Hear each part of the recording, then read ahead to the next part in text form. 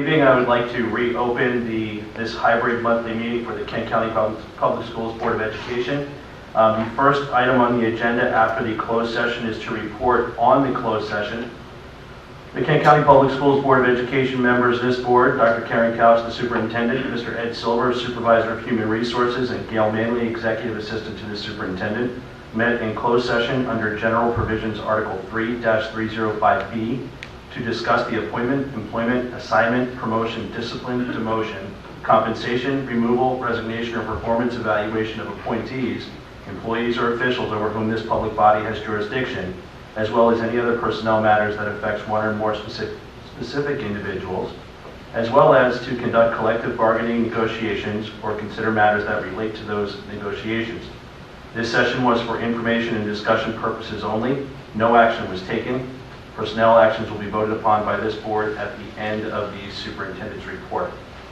The next item on the agenda is the Pledge of Allegiance. You all stand, please.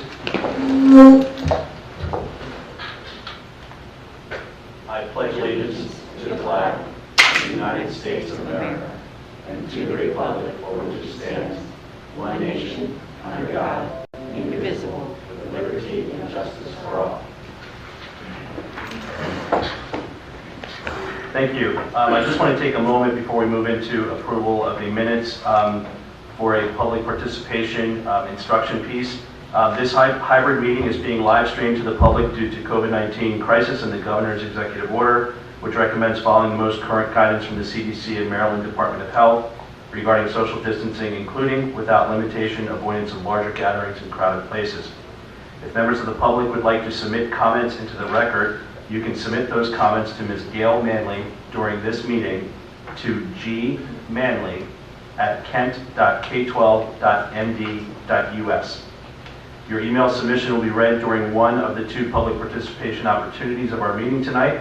Based on the timing of your comment submission, one public participation opportunity will immediately follow our superintendent's report. The other public participation opportunity will follow our administrative services portion of the agenda. Okay, the next item on the agenda is approval of the minutes for March 8th, 2021, the open session meeting. Do we have a motion to approve? I move that we approve the minutes from the March 8th, 2021 open session meeting. We have a motion by Mr. Johnson. Do we have a second? Second. Second by Ms. Sullivan. Any comments, questions? Hearing none, we'll call for the vote. All those in favor? Aye. Aye. Opposed? Hearing none, the motion passes. The next item on the agenda is the approval of the minutes for the March 29th, 2021 FY22 budget work session. Do we have a motion to approve? I move that we approve the March 29th, 2021 FY22 budget work session minutes. Mr. Johnson has the motion. Do we have a second? I second. We have a second by Ms. McGee. Any comments, questions? Hearing none, we'll call for the vote. All those in favor? Aye. Aye. Opposed? Hearing none, the motion passes. Okay, the next item on the agenda is the superintendent's report. Dr. Couch? No, it's actually employee awards. But that's under superintendent's. It's listed under superintendent's report. Yeah. So, Mr. President, members of the board, we have an opportunity this evening to honor our Teachers of the Year, our Support Persons of the Year, and also our Promising Educators. So with that, I'm going to turn it over to Mr. Silver and Ms. Jacobowitz, who are going to provide an opportunity to introduce all of our selected employees, and we have pictures of them. And then we're going to announce the winners for each category. It's like the Academy Awards.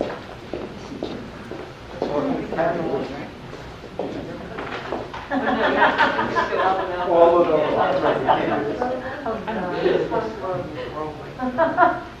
And the winners. It's not blurry.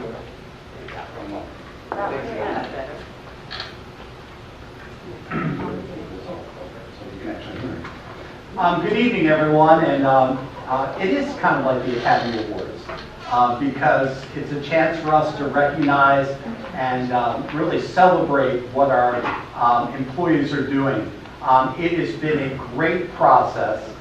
We had a tremendous group of promising educators, of support employees, and of teachers who participate in this. We want to honor all of them tonight. We will be sharing about who won the award, but very much it's a celebration of all our teachers. And hopefully as they're watching tonight, they'll know how much we appreciate them. So we're going to start tonight. Gina's going to help me with this. We're going to talk first about our Promising Educator. Our Promising Educator Award is for those in their first 5 years of teaching. So it's really exciting to talk to educators who are maybe fairly new in their craft, but have done just absolutely dynamic things. So we're going to introduce each one. I'm going to start first. Go over the pictures. So, good evening, everyone. Dr. Couch, President Getz, members of the board. Let me tell you a little bit about Taylor Hudson. Taylor returned her alma mater this year and right from the start jumped in with both feet and immediately became part, once again, of the Trojan family.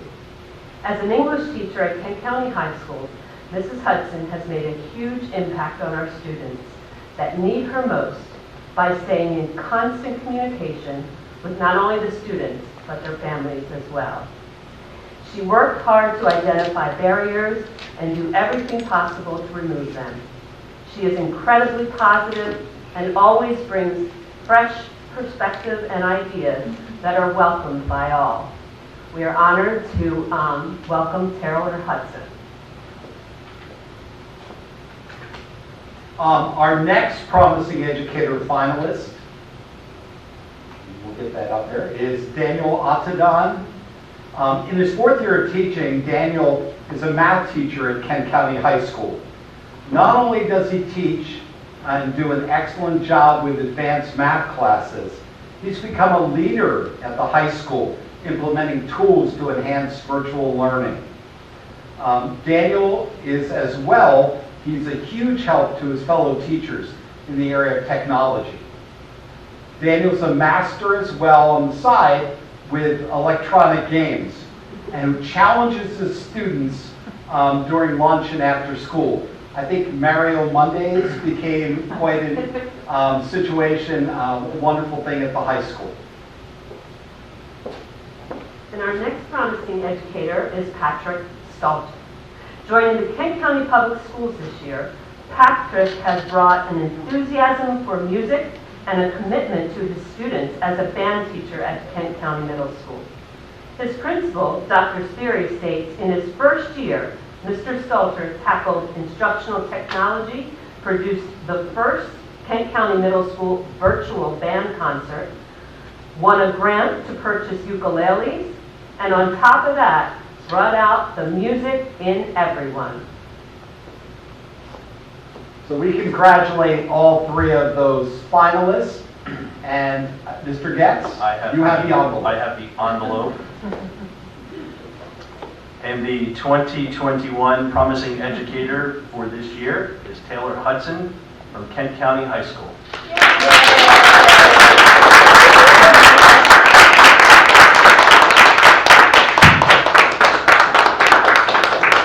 Taylor, you can come up and I'll Would you like to write that down?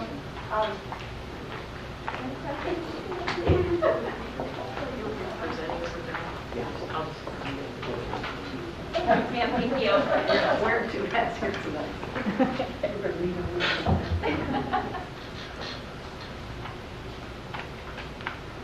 Good evening, everyone. Good evening. Thank you very much, the board, the committee for this recognition. I'd also like to offer thanks to my administration and my co-workers, especially those upstairs with me in the 800 wing, for their nomination, their creative collaboration, and their endless support. Thank you to my family, particularly my husband, Parker, my son, Patton, and my father, Michael, for their constant motivation. But perhaps above all, thank you to my students.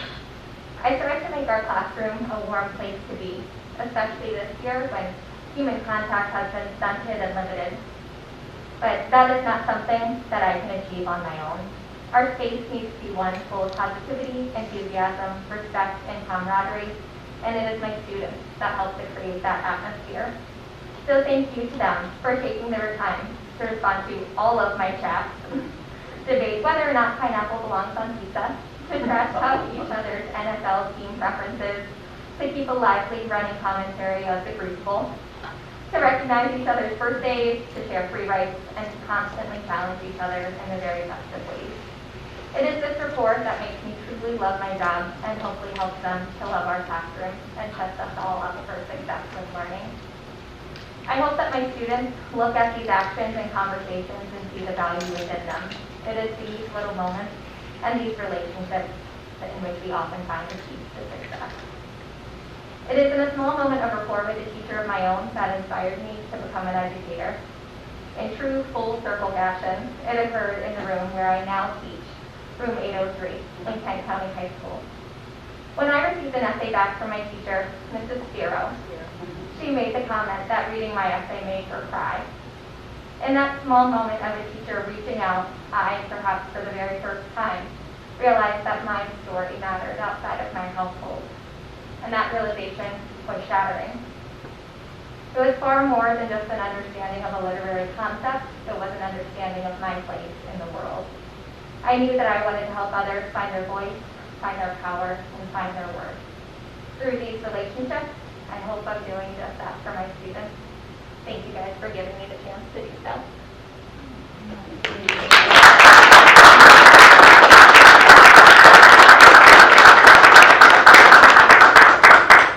So here is a little award for you. Thank you.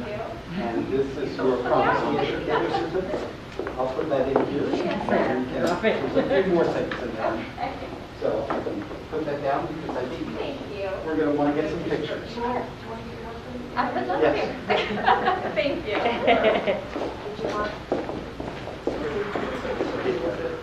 Smile big. Why don't you get one for yeah, we can take that. Okay. No, spring. Okay. Okay, here we go. Relax. Here we go. Congratulations. Thank you.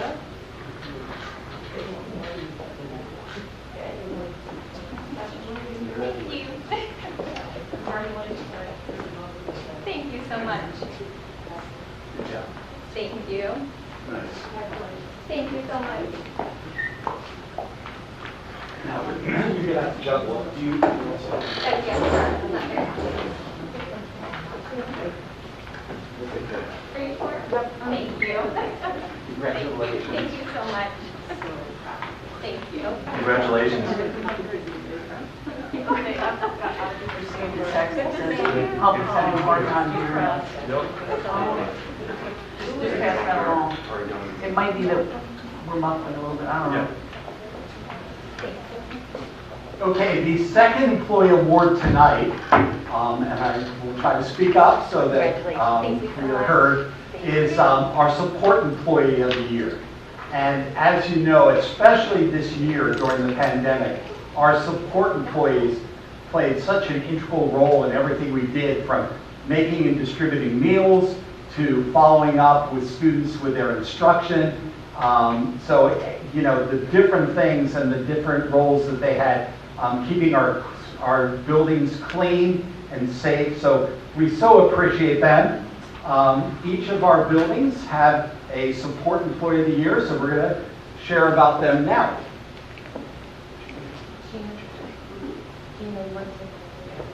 Thank you. We'd like to begin telling you a little bit about George Goldberg from Kent County High School. Serving the Kent County Public Schools for 32 years, George comes to work every day as a custodian at Kent County High School with a positive, gracious attitude. He goes above and beyond to ensure the buildings meets the safety standards for all students and staff while maintaining a consistently pleasant and respectful demeanor. Mr. Goldsboro believes in the golden rule, treating others the way you want to be treated. From Kent County Middle School, we have Sarah Moore. Sarah Moore has been working for Kent County Public Schools for 5 years. Mrs. Fracassi says, Sarah is an outstanding example to our students, a mix of tough love and teddy bear, which earns the students respect and has them striving to be better. She treats students fairly and never gives up on them, especially those who need her the most. Hang on just 1 second. There she is. As the family community liaison at Kent County Middle School, she's gone above and beyond to reach out to families during the COVID-19 pandemic to ensure that all students and all families can continue to feel a connection to Kent County Middle School. Sarah Moore.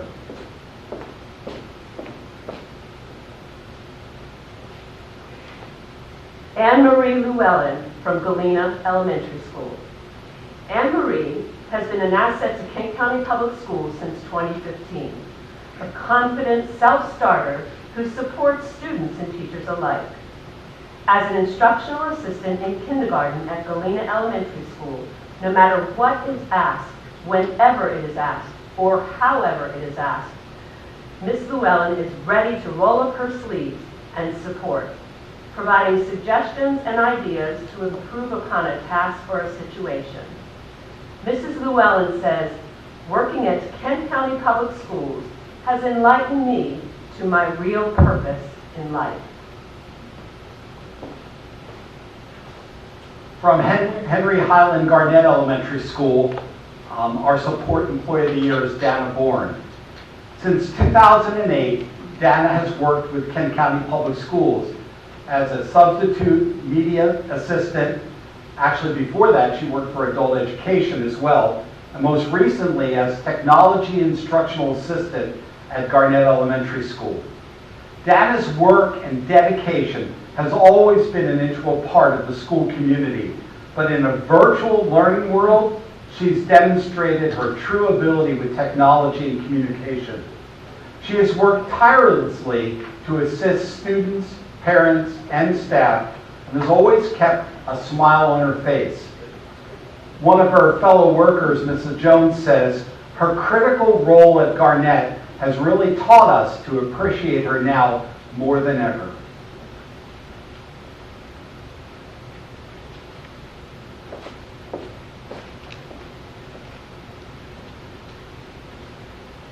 Our next candidate is Kathy Smith, Rock Hall Elementary School. Kathy Smith has been with Kent County Public Schools for 23 years. In her role as cafeteria manager at Rock Hall Elementary School, she takes pride in decorating the kitchen for different holidays and seasons, knowing it brings so much joy to the children.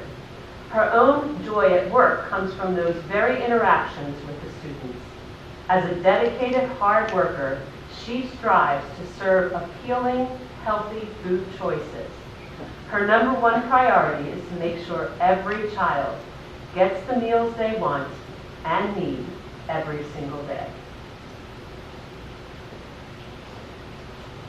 And our final nominee is Susan Pavone here at the central office.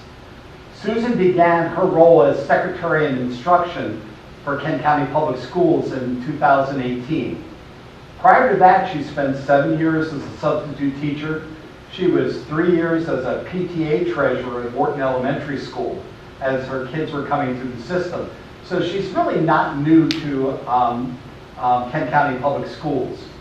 Her quiet dedication and stellar work ethic are qualities all employees should strive for. Mrs. Pavone believes that as an employee, we are the links of a chain in the KCPS anchor. Those are our candidates, and Ms. McGee, you have the envelope.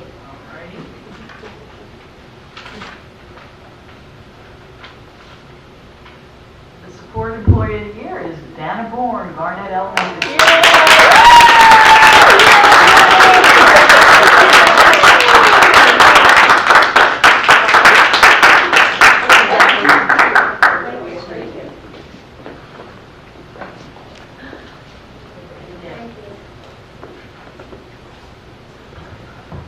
Oh my gosh, it's an honor to be named the fourth employee of the year at Kent County Public Schools.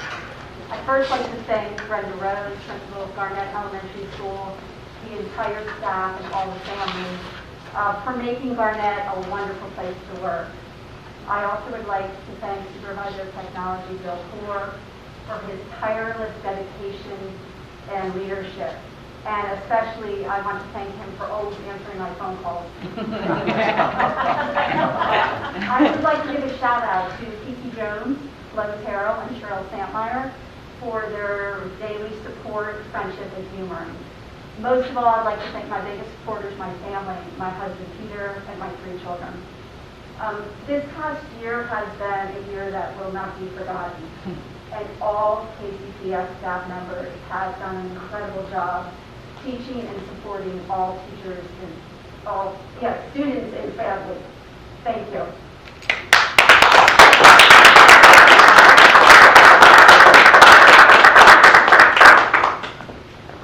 Now this has 2 parts, so you want to hold with 2 hands. Okay. Thank you.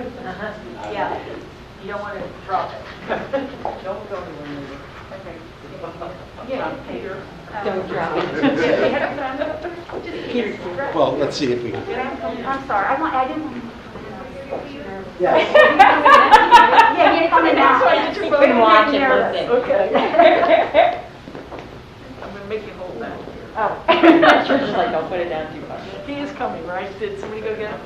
And again, Yeah, somebody got that. Thank you very much. Thank you. Thank you.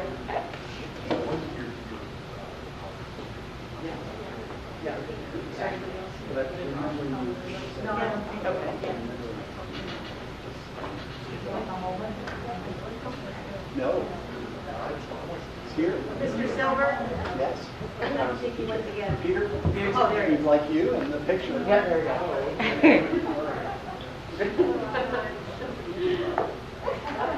If your lunches are coming. Come on up. Let's be in the picture. You guys can take the mask off.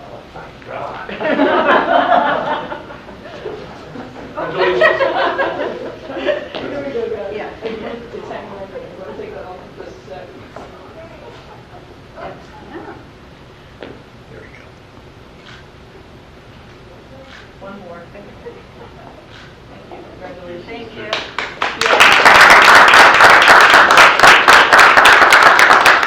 There are some things here for you. You can help carry it.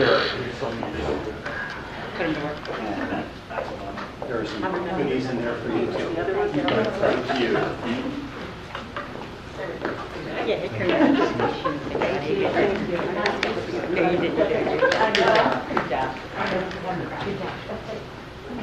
Before we announce our Teachers of the Year, let me express some thanks.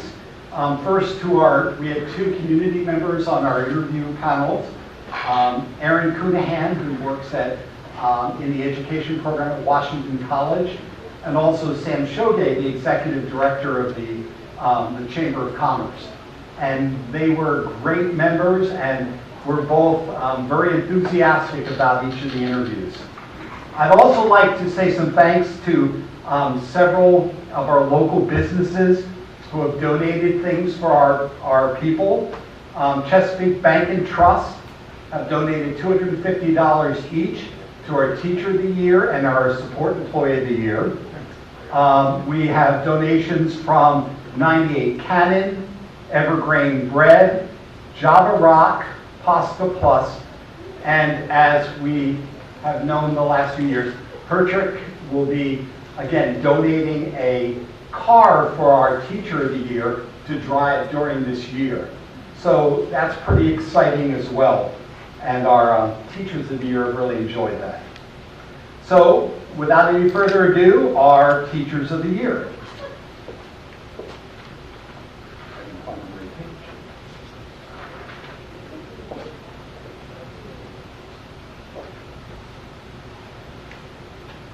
Congratulations to Karen Saunders, Kent County High School. Karen began teaching for Kent County Public Schools in 2004 and currently teaches psychology, AP Psychology, and the Teacher Academy of Maryland, CTE courses at Kent County High School. She's serving her 10th year as a yearbook advisor, taking great pride in helping the yearbook staff tell the story of each unique year. Mrs. Saunders is an educator who believes learning is inherently beautiful and unending, and encourages her students to harness their inner curiosity. Congratulations.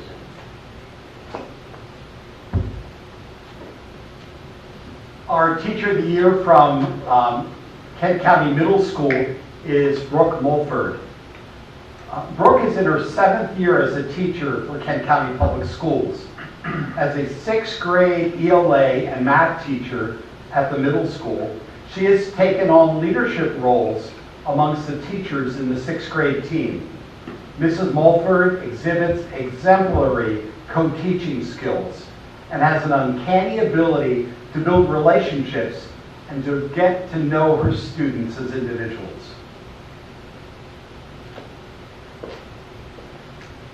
Dawn Webb, Galena Elementary School. For nearly 3 decades, Dawn has brought positive energy and hope to students, families, and coworkers at the Kent County Public Schools. In her current role as 2nd grade teacher at Galena Elementary School, her thinking outside the box method of instruction helps to bring her lessons alive. As the co-coordinator of the School Sunshine Committee, Dawn knows that a school community functions best when it acts as a true family. In and out of school, her focus is on matters of the heart. Congratulations.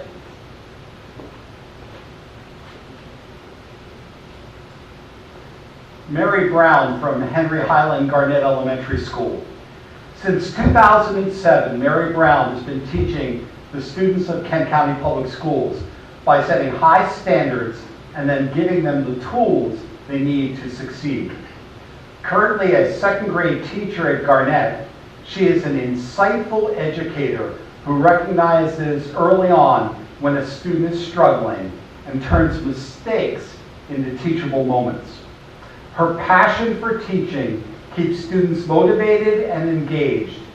Mrs. Brown believes in bringing joy, inspiration, magic, and love into the classroom. April Gagowsky, Rock Hall. April has been teaching for the Kent County Public Schools for 35 years. Rock Hall Elementary School has been lucky to have Mrs. Gagowsky as a pre-K kindergarten teacher for so many years. She forms positive relationships with her children and families with a touch of patience and understanding. She inspires students by being a role model and influence that reaches way beyond academics. April is a true inspiration to the field of teaching. She gives her students the best of her to bring out the best in them. And Dr. Couch, you have the envelope. Okay. And our Teacher of the Year for 2021 is Karen Saunders, Kent County High School.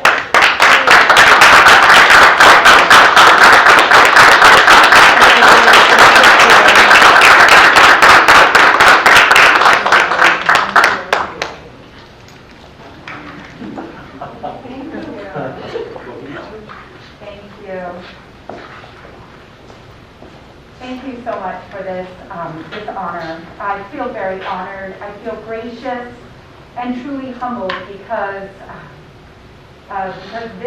this year, more than any other year, I think we have seen teachers and everyone who works in education pushed in so many new directions.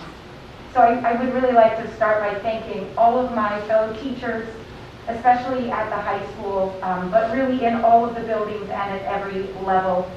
I'm so proud to be a member of the Kent County Public School family. I'm so fortunate to have my children in this school district and for my children to have the teachers that they have had over the years. I'd like to thank my husband and especially my 4 boys who have sat and listened and tested psychological experiments that I wanted to try on my students, amongst other things. This year has truly felt like a blender for all of us in education, not just for teachers, but for everyone at every level. The bus drivers, the cafeteria staff, guidance, our technology department, the supervisors, the building principals. I think all of us have been pushed in many ways, and all of us have learned and really helped each other in ways that we could never imagine. And I would just like to close by saying that I feel that I am an apologist for education. I have always believed that education, but just learning in general, is an inherently beautiful and unending and emancipatory thing. And the best thing about this career and this job is that it's all about learning. Thank you so much for this honor. I'm truly blessed to be a part of this team. Thank you.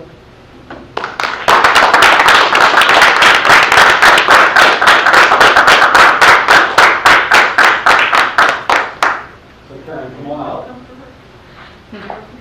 Remember, this has 2 parts. So Okay. do that. I think her husband's Come on here. out. Is her husband here? Would you like to give your picture? Did I need to grab the phone? Okay.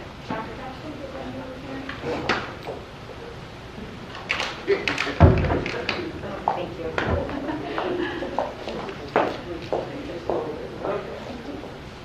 Hey, Debbie, how are you? Good. Me too. Okay. Yay! Okay, guys. I'm taking my mask off. Actually, I'm too. Sorry about that. Okay, here we go. We'll take a couple of these. I'll make it real quick. One more. Congratulations, Karen. I wanted to. We've got a bunch of things, and we'll let you know when your car arrives. Trish, would you like to get a picture of all of them together? Yes, that'd be great. Put it over here, I'll box it. Yeah. They're all afraid. I know, it's like eggs told them. If you guys want to come in, we'll do a picture of all of them together. This goes. Come on in, get in here. Don't throw it. Is it attached? No, oh, okay. Yes. This in here. Good job. Okay. So that's all you'll need. Okay, thank you. Guys, want to come up here? Just a second. Will we send you a picture? Yes. I have my camera. You don't have to. I have to. I'll send you one if you want to. Yes, thank you. Karen has two. Okay. Can they take their mask off? Are you okay? Are you okay? Take a nice picture. Perfect photo. Okay. Am I gonna You okay with that, Karen? Okay, I'll make it real quick, I promise. Here we go. And stay still so everybody can get their pictures. Two, last one for me. Gotcha. Good. Anybody else want a picture? Hey, hold up, hold up. Were you done? Everybody's good? We can send it to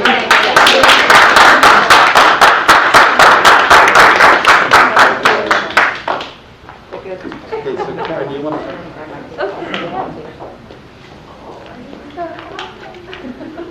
Oh, shoot, that's an hour.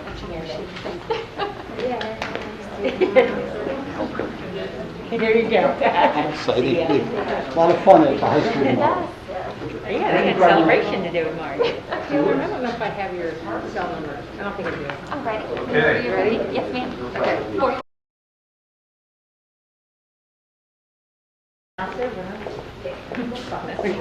Oh, there it is. It's in there. Is it along?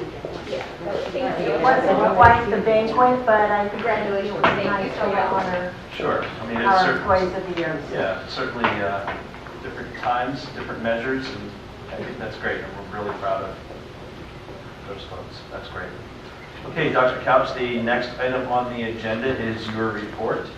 Thank you, President Getz, members of the board. I have 7 quick things I want to talk about this evening. The first one is just to let the public know that the high school is having a Rising Senior Night, Part 1, the college process on April the 22nd from 6 to 7. This is an opportunity to begin working with students and their families on navigating the college process, applications, FAFSA, etc. So I think it's a nice, wonderful step in terms of the rising seniors and a way to get them to start thinking about college early on before it's going to hit them, where they have to apply for all of the various colleges or universities that they plan to attend.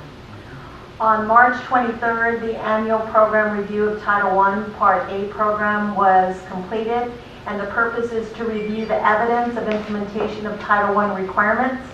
KCPS was compliant in all components of the Title I grant, and special thanks to Missy Butler, who's our Title I coordinator, and to Chris Hemstetter, who did an amazing job presenting highlights and justification of the Title I program in Kent County.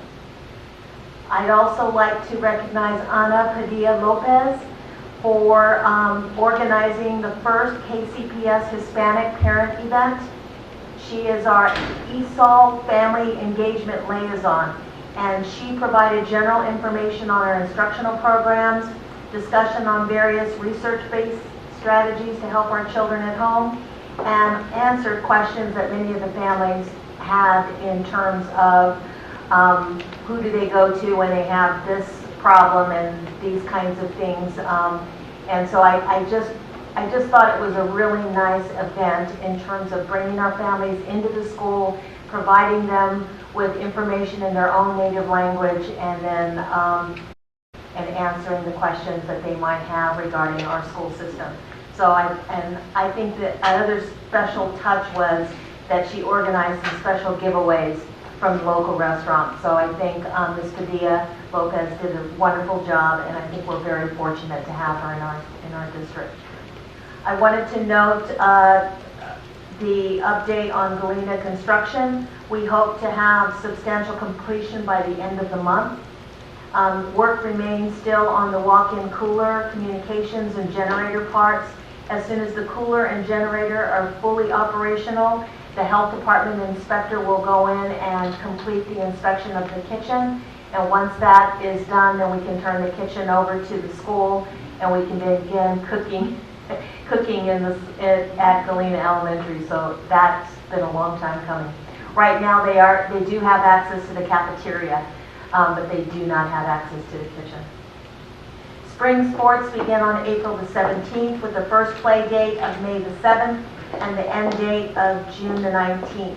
And I'm really glad that Dr. Speary is here, because I wanted to acknowledge her for her work in terms of organizing the 6th grade Kent County Middle School orientations. She's done a really remarkable job. I was able to attend one of the orientations, and even though they were in small groups, the parents were fully engaged. They got to hear a little bit about the school, be able to have a quick tour, depending upon how quickly the parents knew the school. And I think it was a wonderful way to engage our parents and get them to feel comfortable about sending their child to Kent County Middle School. And I think the goal for these orientations are to leave no child will be left behind. We're going to make sure that we capture all of the children at the middle school next year. So I think it's a remarkable event that Dr. Speary has organized. And lastly, and I'm going to try to maintain my composure here, but I just wanted to acknowledge that this is Mr. Silver's last board meeting. He has been with the school system for 31 years, but he has been in education for 35 years. He has, and I'm going to quickly note some of the roles that he has taken over the years, which is many, but we'll just go through a few of them. But he's been a teacher in charge, a teacher specialist, principal at Millington, principal at Kent County High School. He's been in the curriculum department, and when I arrived, I convinced him, not always willingly, but I convinced him that he really needed to move to human resources. And the reason why I saw that quality in Mr. Silver is because he cares about people. And it shows.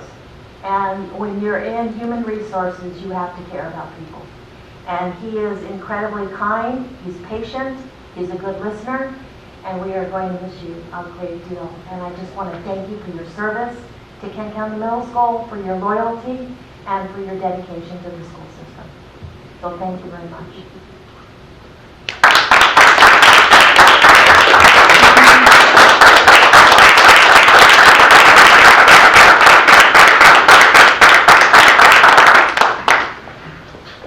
And that concludes my report.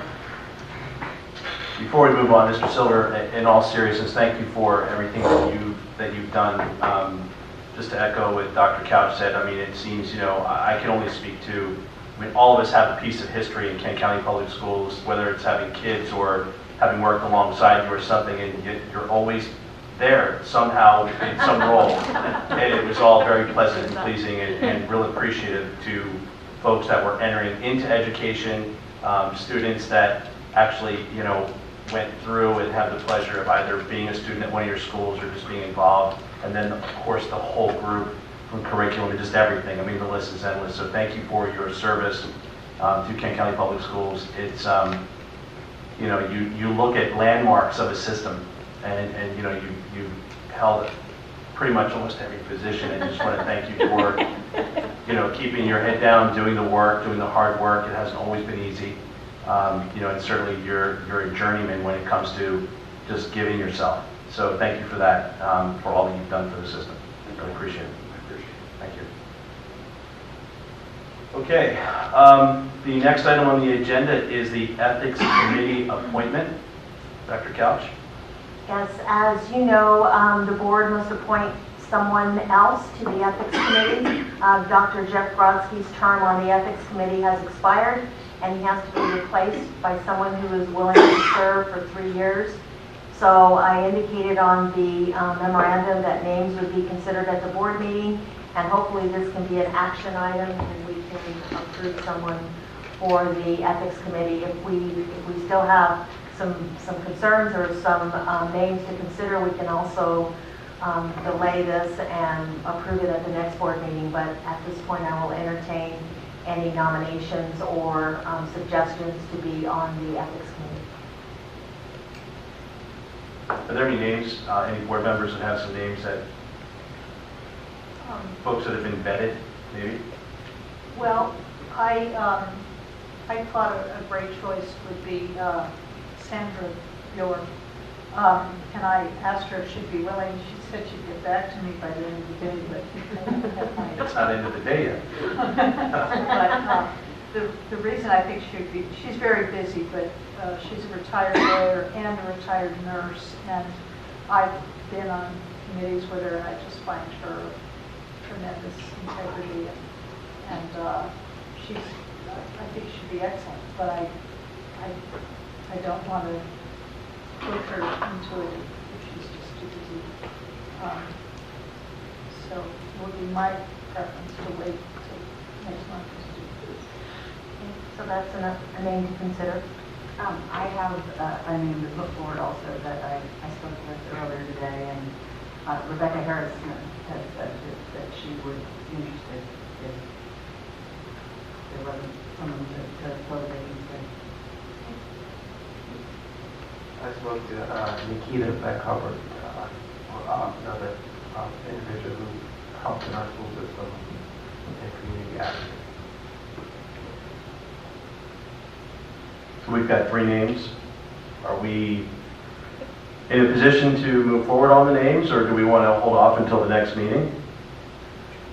I think because we have 3 names, I'd like to be able to put out some more information about each of the individuals and then have a chance for the board to have, some time to weigh in and think about who they might want to nominate or place onto the board. So the recommendation will Yes. hold until April? May. Goodness. We're in April. Yeah, it's going so fast. I know there's no action item needed for that, but I'm assuming that that's agreeable to everyone, and we're good that way? Okay, very good. So we'll bring that up at the May board meeting. Okay. Okay, the next item on the agenda is the approval of donations. This month, we have a couple of very large donations that I wanted to bring to your attention. The first one is from the Midshore Community Foundation, the Arthur H. Kudner Jr. Response Fund. They donated $20,000 to the food service program to help offset increased costs for providing student meals in the community. So that was quite a large donation that was received by the system and very much appreciated. I've already sent a thank you letter to the foundation and thanked them for their support. So this is a wonderful opportunity for us because, as you know, we've talked about this on numerous occasions. The food service program has been dealing with increased costs, and we've been running in the red for that particular fund. So this definitely provided some needed support, and so I made sure that they knew that we were very appreciative and that the board understood that this was money that we did not take lightly, and we very much approved and supported this influx of donation into the food service department. We also received a donation of $5,000 to the KCPS for the Hackerspace Club from the Raymond James Charitable Foundation on behalf of the McIntosh Family Fund. These funds were used to provide money for Mr. Poor, and I know that he used it to provide equipment to the program. I think they bought 3D printers. So the kids are very excited about this money. Again, this is a large donation to help the Hackerspace Club, and in many cases the Hackerspace Club needs equipment, and we don't really always have the resources to do that. So the students are coming up with a special thank you to the McIntosh family, and they are going to award that to them as soon as they're completed their work. So they're going to get a special donation back from us. So we're excited about that. And I would like the board to approve the donations, the $20,000 donation from the Midshore Community Foundation, Arthur Kudner Jr. Response Fund, and also from the Raymond James Charitable Endowment Fund on behalf of the McIntosh family for $5,000. Okay, this is an action item, so we're looking for a motion to approve as stated. So moved. We have a motion by Dr. Costa. Do we have a second? We have a second by Mr. Johnson. Any comments, questions? Hearing none, we'll call for the vote. All those in favor? Aye. Opposed? Hearing none, the motion passes. Thank you. Okay, the next item on the agenda is the superintendent's fiscal year 2022 budget.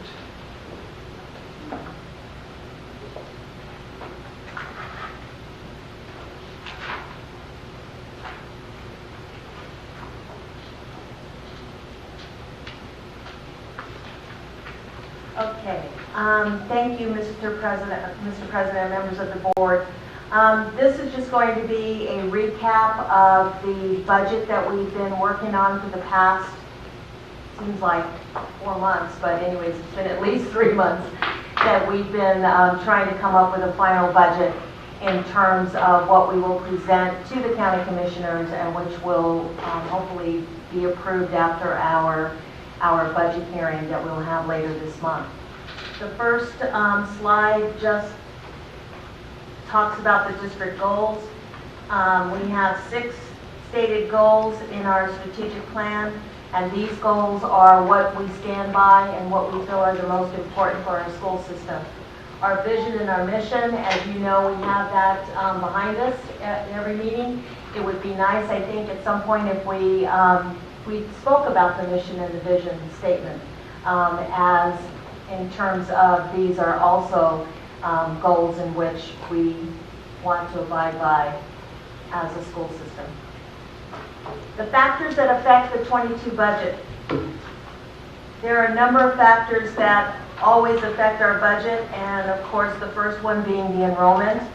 And of course that always impacts our state compensatory aid and also the blueprint for Maryland's future funding.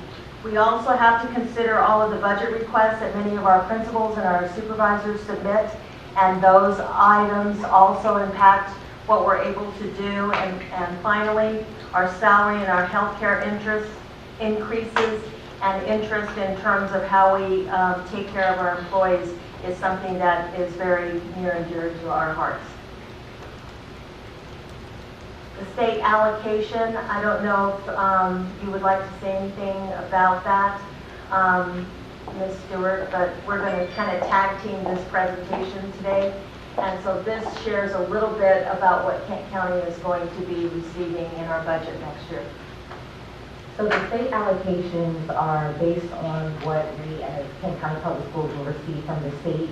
That has our foundation program, the GCEI, Total Transportation Grant, Compensatory Education, Limited English Proficient, Special Education, the Guaranteed Tax-Based Supplemental Grants.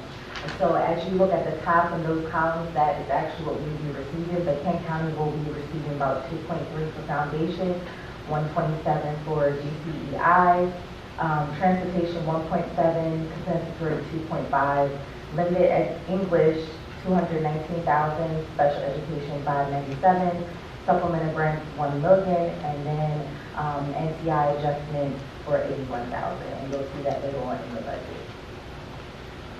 What is compensatory? Not totally for sure off the top of my head. I would have to get back to you on that part of the state funding. Compensatory education amount is essentially the overall amount that we receive for our funding. It also includes our Title I, and so it includes a number of our funding sources that we have. It's really the main one that we receive. What's NTI adjustment? That I'll have to get back to you, because I don't, still trying to grab all of that. Yeah, a lot of these have to do with the wealth distribution, and so a lot of these are they're pretty difficult to outline. I don't know. I just think it's going to be really hard. Yeah, and I'm just looking across the thing that, and I don't know if it's based on enrollment or if it's based on wealth, but we're almost last in almost everything. Some of them are based on wealth. And we're almost last in everything except for something, you know, like supplemental grants or something like that. You know, the NTI adjustment. Well, and you would expect us to be last in a lot of these. Yeah, I figure that if it's based on enrollment. Yeah, because of our size. Yeah. But NTI and TIF adjustments have to do with the wealth distribution. And so it's really hard for me to explain it in detail, and so I think we'd be better off, instead of trying to guess, I think we'd be better off just bringing that back to you later. Okay.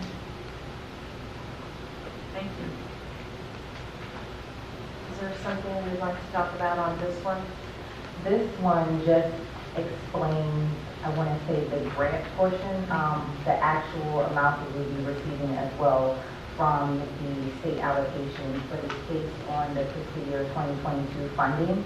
And those changes. This is where you have the hold harmless grants. If you look at column 9 and column 10, that gives we received $458 for decline enrollment and $8,000 for disabled transportation. And this also includes their supplemental instruction and tutoring. So that's the portion of the state allocation. I think I said at the budget work session, that's the portion that we don't know yet if it's going to be identified as restricted or unrestricted, but I believe more information is going to be coming down the pipeline for that. And this is also current funding. As you know, Kerwin did pass both the Senate and the House, so these dollars are confirmed, and these are what we will receive in our district as well. Many of you may have seen the publicity that the governor is going to go ahead and let it go into law, although he's not going to sign it, but he will not sign it, but he's going to let it go into law, and he's not planning on vetoing it. So, and as you know, session is over today, so that we can count on. I have a question. Under declining enrollment, I know we have declining enrollment, maybe one other school district does, but Every school system in the state has declining and enrollment. that's just because of COVID? Yes. Okay.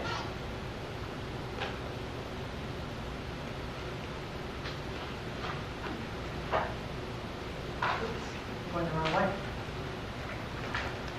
All right, and this pretty much talks about what Ms. Stewart was referring to. This shows you the exact amounts that we're receiving for revenue for the Blueprint for Maryland's Future, which is Kerwin. You'll see that we're receiving $107,701, which is about a $40,000 decrease.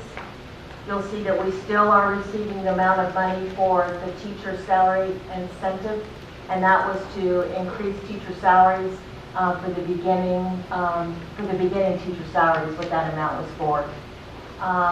Concentration of poverty. This is $497,686. You have 2 schools that will be receiving this amount of money. That is Garnett and Raw Call Elementary. That will be divided equally amongst the 2 schools. They will have to, there are some conditions with that money. They have to hire a community liaison, and they also have to hire a health practitioner. And from there, then they can use the rest of the money and whatever's left. And I think that that's probably going to take about half of their money for that. And then they can influx of money for the schools, and they can use it to support their learning in the schools themselves. Declining enrollment, this is what you were talking about, Dr. Costa. We have been recipients of declining enrollment because at that point in time before COVID, we were one of the few school systems that were declining in our enrollment, but every school system in the state is declining. And so it will be, you'll see that there's a bit of an increase there for us. And for the supplemental pre-K grant, I thought, how can it be a decrease? I thought we never did get anything from that. That's based on student enrollment, and we're down in pre-K enrollment. But were we ever getting anything for pre-K? I thought we paid for that ourselves. No, as you'll know, that within the funding formula, we're not funded for pre-K. It's mandatory for us to provide pre-K, but we are not provided any monies from the state formula for pre-K. So because we offered full-day pre-K, we were able to receive some money from the state. But as you know, with COVID, our pre-K numbers have decreased, so you'll see that number decline as well. Don't you expect that number to go up once we go back? Gosh, I hope so. We hope that all of our numbers will go up next year. And we're not the only school system that saw a decrease in pre-K. It's every school system in the state that saw a decrease in pre-K. But not every school system offered a full-day pre-K program. So it's based on how many students do you offer full-day pre-K, and then what are the numbers for those programs, and that's what you're funded for. And we saw a decline. The decline is because people just didn't see the benefit of virtual. Yeah, and the other thing is they didn't necessarily see the benefit of sending their children 2 days a week. When we go, you'll hear a little bit more when we get into the reopening. We've seen a number of our pre-K students want to come back to face-to-face now that we're going to be in school 4 days a week.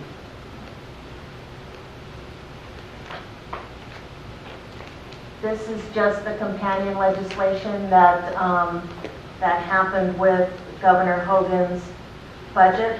I'm not going to spend a lot of time with that because it really was addressed in the Kerwin legislation, which is the next slide. This talks about how we will be funded in the future with our enrollment. It will be a 3-year rolling average, and they will not include this year's student enrollment in the rolling average. So for instance, it will be like this year never happened. So it's kind of like we probably all wish that this year never happened, but that's the way it's going to be with the enrollment in the future. So for next year, we will be funded with all of the years that lead up to the 3-year rolling average, not including FY21. And then next year, when we do our September 30 and we do the rolling average, we will exclude 21 also. So it'll just keep going as if 21 never happened. And so you'll see that that is the number that we would be receiving for enrollment if you exclude FY21. So it's 1,819 students, 0.75. These are the budget requests that we settled in on and that we will be funding through this budget. The minimum wage, that is a mandatory item that we have to have in the budget. We kept school furniture in the budget itself. We will also fund the refinishing of the elementary gym floors. I think they're very much needed. Painting of all of the gyms. This is all 5 of our schools will have their gyms repainted, and I think that that's well overdue as well. Kent County Middle School and their interscholastic sports was funded as well. The bus contractor increase, which is per their contract, and then the 2% salary increase for the nursing staff, which is mandatory by the state. We funded an additional $15,000 for the Kent County Blended Learning Academy, a 0.5 secretary and transportation, increase in bus fuel, bus maintenance increase, food service support supervision, which is taken out of the food service fund balance, and also the support funding for that program that is self-sufficient. And then 4.5 teachers for Kent County High School block schedule. Now, we talked about that would be the upper end of what we would need. If we don't need that amount, then that amount of money would revert back to, you'll see when I go through the budget, that we are using a great deal of our fund balance to support this budget. So if we don't need 4.5 teachers, say we need only 3, then that would be money that we can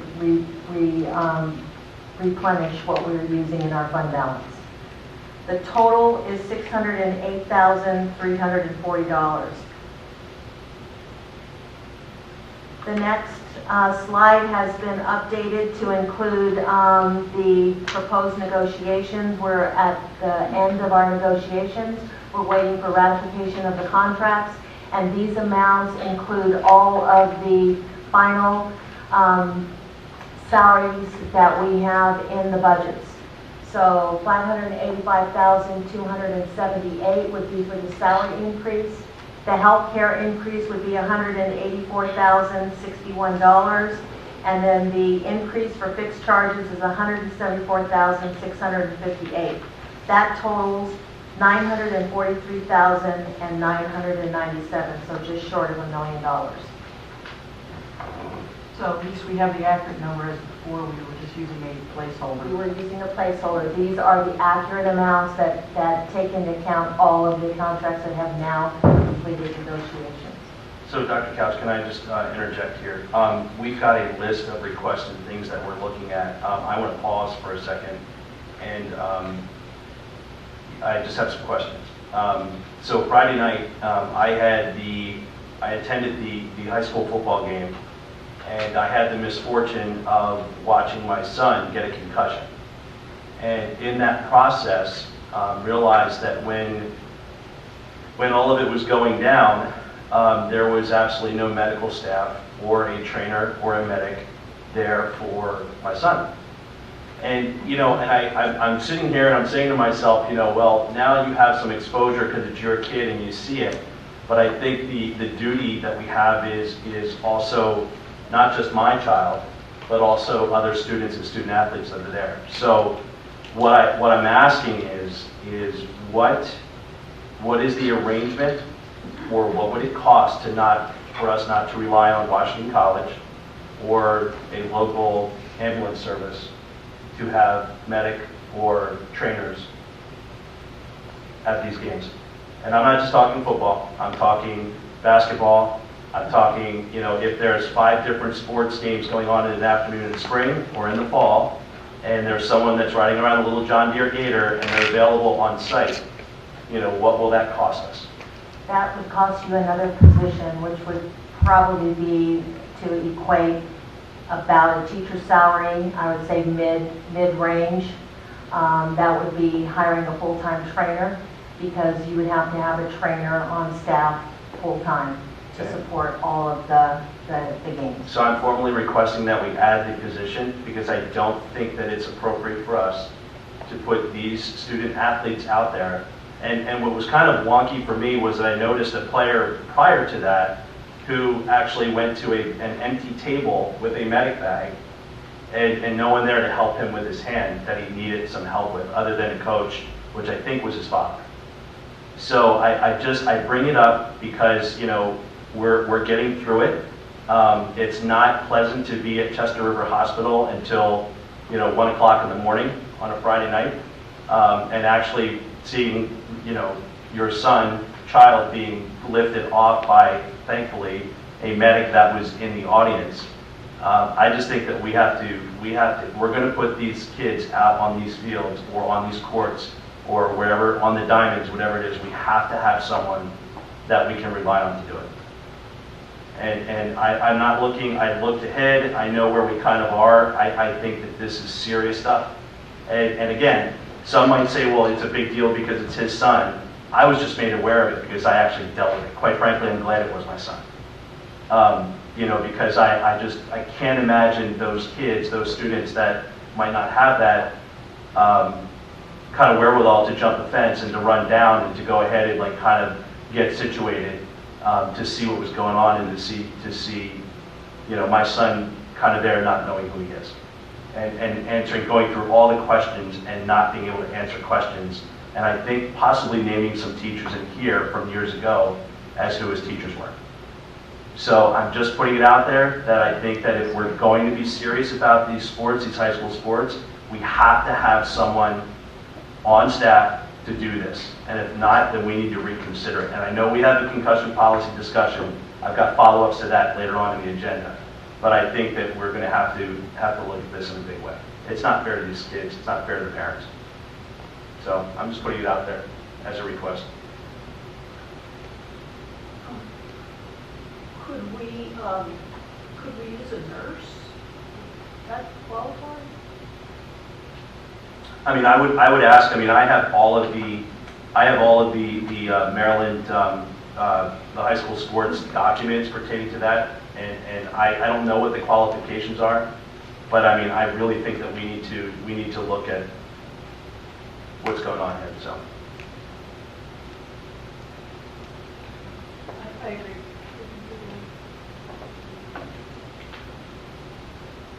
Have we had a medic on site in the past? Is that something that, sorry, you can't hear. Is that something that we've ever had as either a volunteer or community EMT or something that would be on site during games? I don't know, Tracy, if you want to come up here for a second. We've always used the trainers from Washington College. I know that this year that there's been an issue with that just simply because of COVID. And so I know that HR recently fingerprinted the trainer from Washington College, so that trainer is ready to go. But we haven't had one because of COVID. That's kind of the challenge we've had. Usually we've had a pretty good relationship with them, and they've worked cooperatively with us. So, yeah, our first choice is always to use the trainers from Washington College, And so we are always at the beck and call of what, we get the games or the dates that do not conflict with Washington College contests. We did know that this school year we would not be able to access any trainers from Washington College. That was told to us up front. So in the meantime, we rely on the local ambulance, and we have a few of our past graduates that are EMTs that work with the fire companies. And when their schedule allows, that's when we have those particular EMTs on site. And this is not a new situation.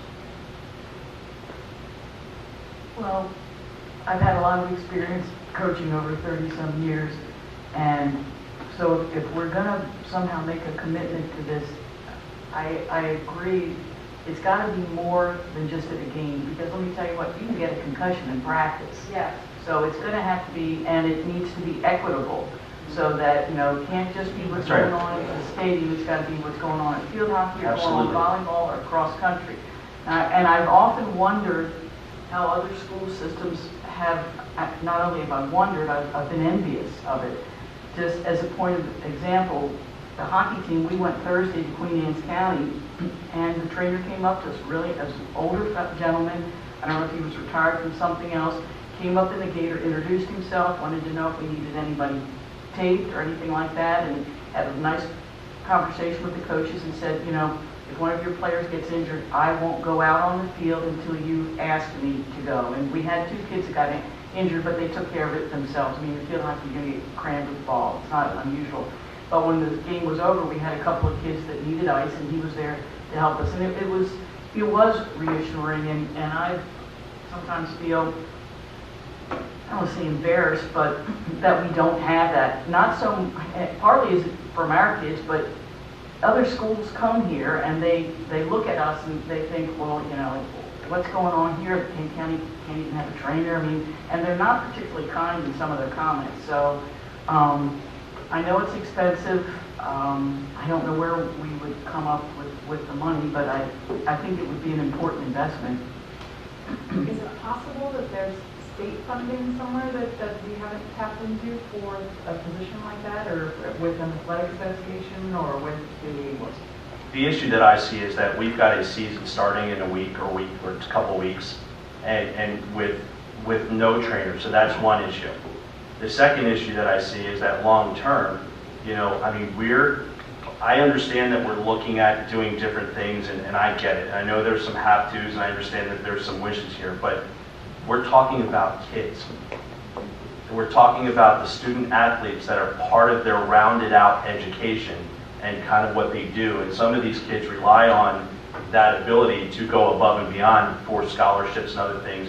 All I'm saying is that if we're going to have these kids out on these fields, that we need to make sure that we've got the folks there that can attend. Because quite honestly, to go back to Friday night, other than my wife and I and another 15-year-old student who was injured as a football player helping out, and the kindness of a citizen coming out of the stands, and then one later coming out, we're hanging out there. And I've got a student athlete. So as a board member, I'm watching a student athlete that's having an issue, wobbling, and barely able to stand and not coherent and all over the place. And then as a father, it's a problem. And I will tell you that I just think it's that important for us if we're going to have these kids out on the fields playing sports against other teams, it has to be in this budget. Dr. Couch, what are we looking at for our reserves and fund balance as far as if we needed to dip in additional? I know we were about to get to that. Basically, you'll see, we can go ahead just to show you.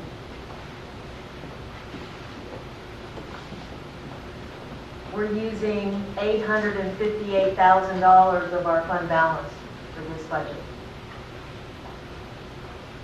And we'll end up with with everything that we have here, we'll end up with $154,000 out of that, out of using, we have $858,000 of our fund balance, and using everything to fund, we'll end up with $154,000. Now, keep in mind, we've got to support the budget the following year as well.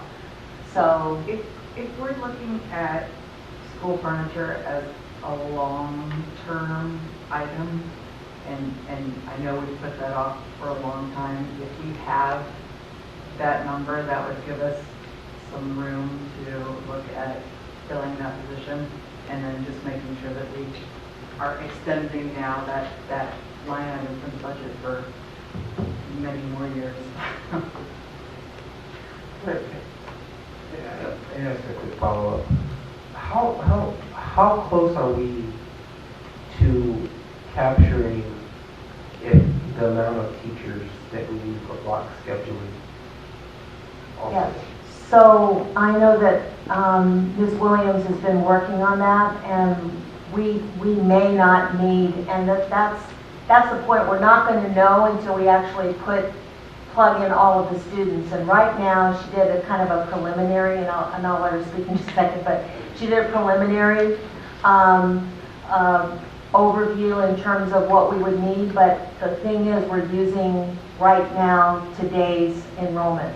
We're not using if the kids come back in terms of COVID and the number of students that we, because we've lost quite a number of students. And right now, as we looked at just some of the classes had 28 kids, 29 kids, and we're going to have to see what the kids select. So we know for sure we're probably going to need two teachers, but I don't know.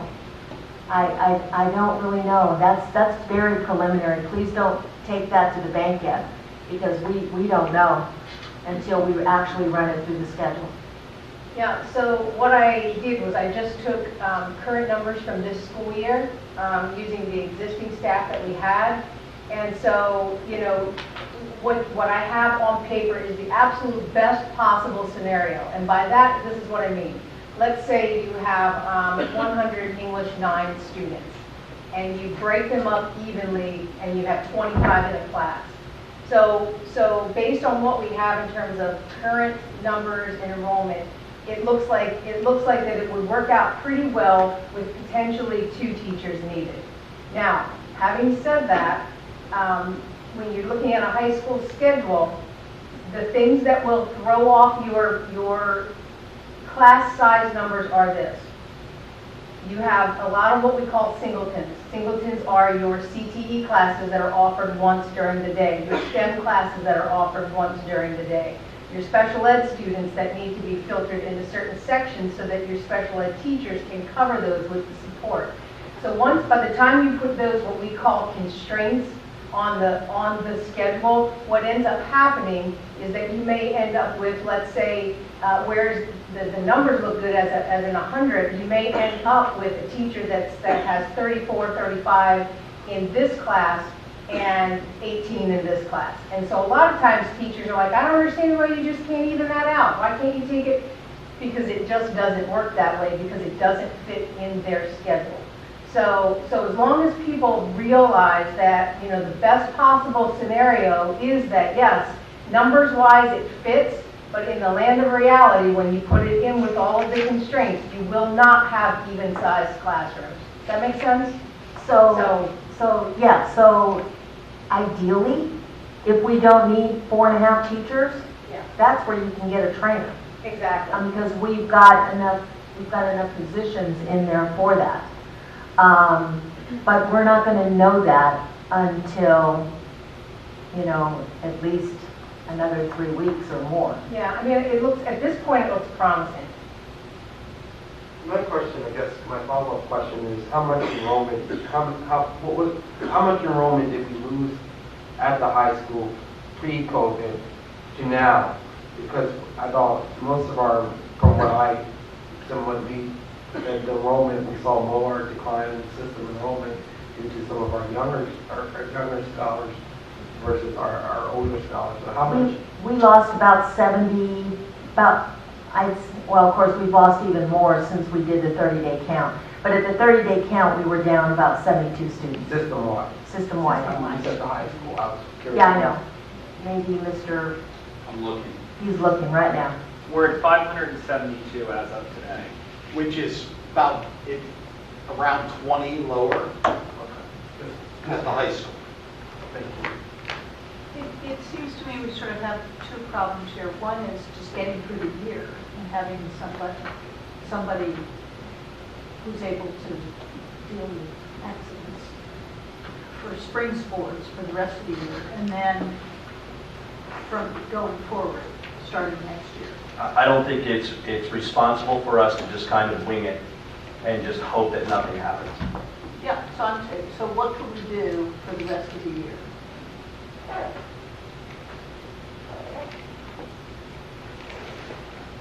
I don't have an answer off the top of my head. I mean, I know, as I just said, we just fingerprinted a trainer from Washington College.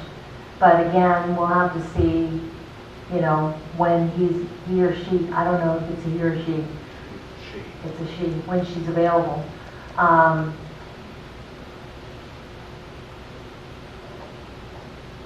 So. Well, I would like to see a budget that has if it's full-time or three-quarter time or half-time or whatever it is, I would like to see that as an additional budget request, and then we shake it down. Because I can tell you, I know that we need furniture, and I know that painting has to be done, but if it's going to be a difference between safety, and it's going to be a difference between furniture, I'm just telling you, I'm right there. I mean, to me, there's no surprises as to where I would go.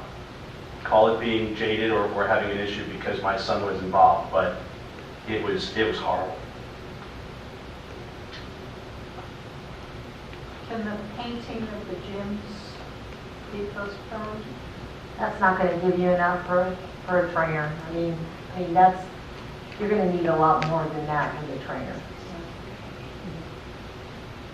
Is there any way, when we go to make a presentation to the commissioners, that we can specifically say we'd like to be able to fund this position? I mean, it is, as Mr. Getz said, it is something about the physical well-being of students, and it's hard to say no to. Now, they may turn around and say, well, you're going to have to figure it out from the allocation we've given you, but maybe we could make a personal plea for that. Like I said, I think, I'm going to go back to what I said before, I think the preliminary numbers look promising for block scheduling, and chances are we're not going to need 4.5 teachers. So if we want to translate one of those positions into a trainer, you know, I think it's going to be a hard, I don't know, I haven't tried to recruit a trainer, but I would suspect that if we're going to treat all programs equally, you're going to need a full-time trainer. Could we cut the school furniture line, add a trainer position, and then if we don't need to hire 4 teachers, 3 teachers, put that money back towards the furniture so that we are actually adding in the trainer position, but potentially not losing all the money for the furniture, but we are prioritizing the trainer position? Certainly we can, I mean, this was the budget.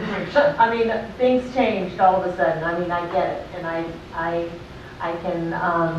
can make some changes before the board hearing, the budget hearing for the boards and the superintendent's budget. So certainly we can make some changes, but I'm feeling optimistic that we're not going to need as many of the teachers as we initially planned, but you know, certainly yield to your wishes. What about the remainder of the school year, though? How could we deal with that? Well, we don't have it in the budget right for this year. So if that's something that you want, then that's something you'll have to direct me to do. And it's not going to be something that we're going to find right off the bat. I mean, it's going to take some time recruiting, and we're almost at the end of the school year. Out of, so we have, I guess, a couple of things on the table. I would be inclined to go with what Ms. Sullivan said, cutting I hate to say this, we're cutting down the furniture to 50,000, something of that number, or even I would stand back if, I'm a person, you gotta work with what you got, and maybe taking one of those 4 teachers off, and then just, making that 3.5 block scheduling, and take that one to make that the athletic trainer, and then we have that number there. So, to this point about the rest of the remainder of the school year, I guess my question is, how much do we pay for the athletic trainers to come per game? So how much of our budget is that, I guess, line? And then how can we take what's left in that, and how can we, from this year's budget, the one we're operating in, and see how much is left over, and maybe see if we can get something out ASAP. If that makes any sense. I hear what you're saying. Is this something that we can, really reach out to our local emergency services community and say, this is how long our season is, can we figure something out? Well, That's what we do. the question, the issue is that when there's something that's out of emergency, then they roll. And so, and I'm very appreciative. I don't want it to sound like I'm pushing, throwing, shade or doing anything, or being grumpy about what they're doing in their time. I'm not saying that, but I think that we have to have something more consistent, because it only takes that one time, and that's it.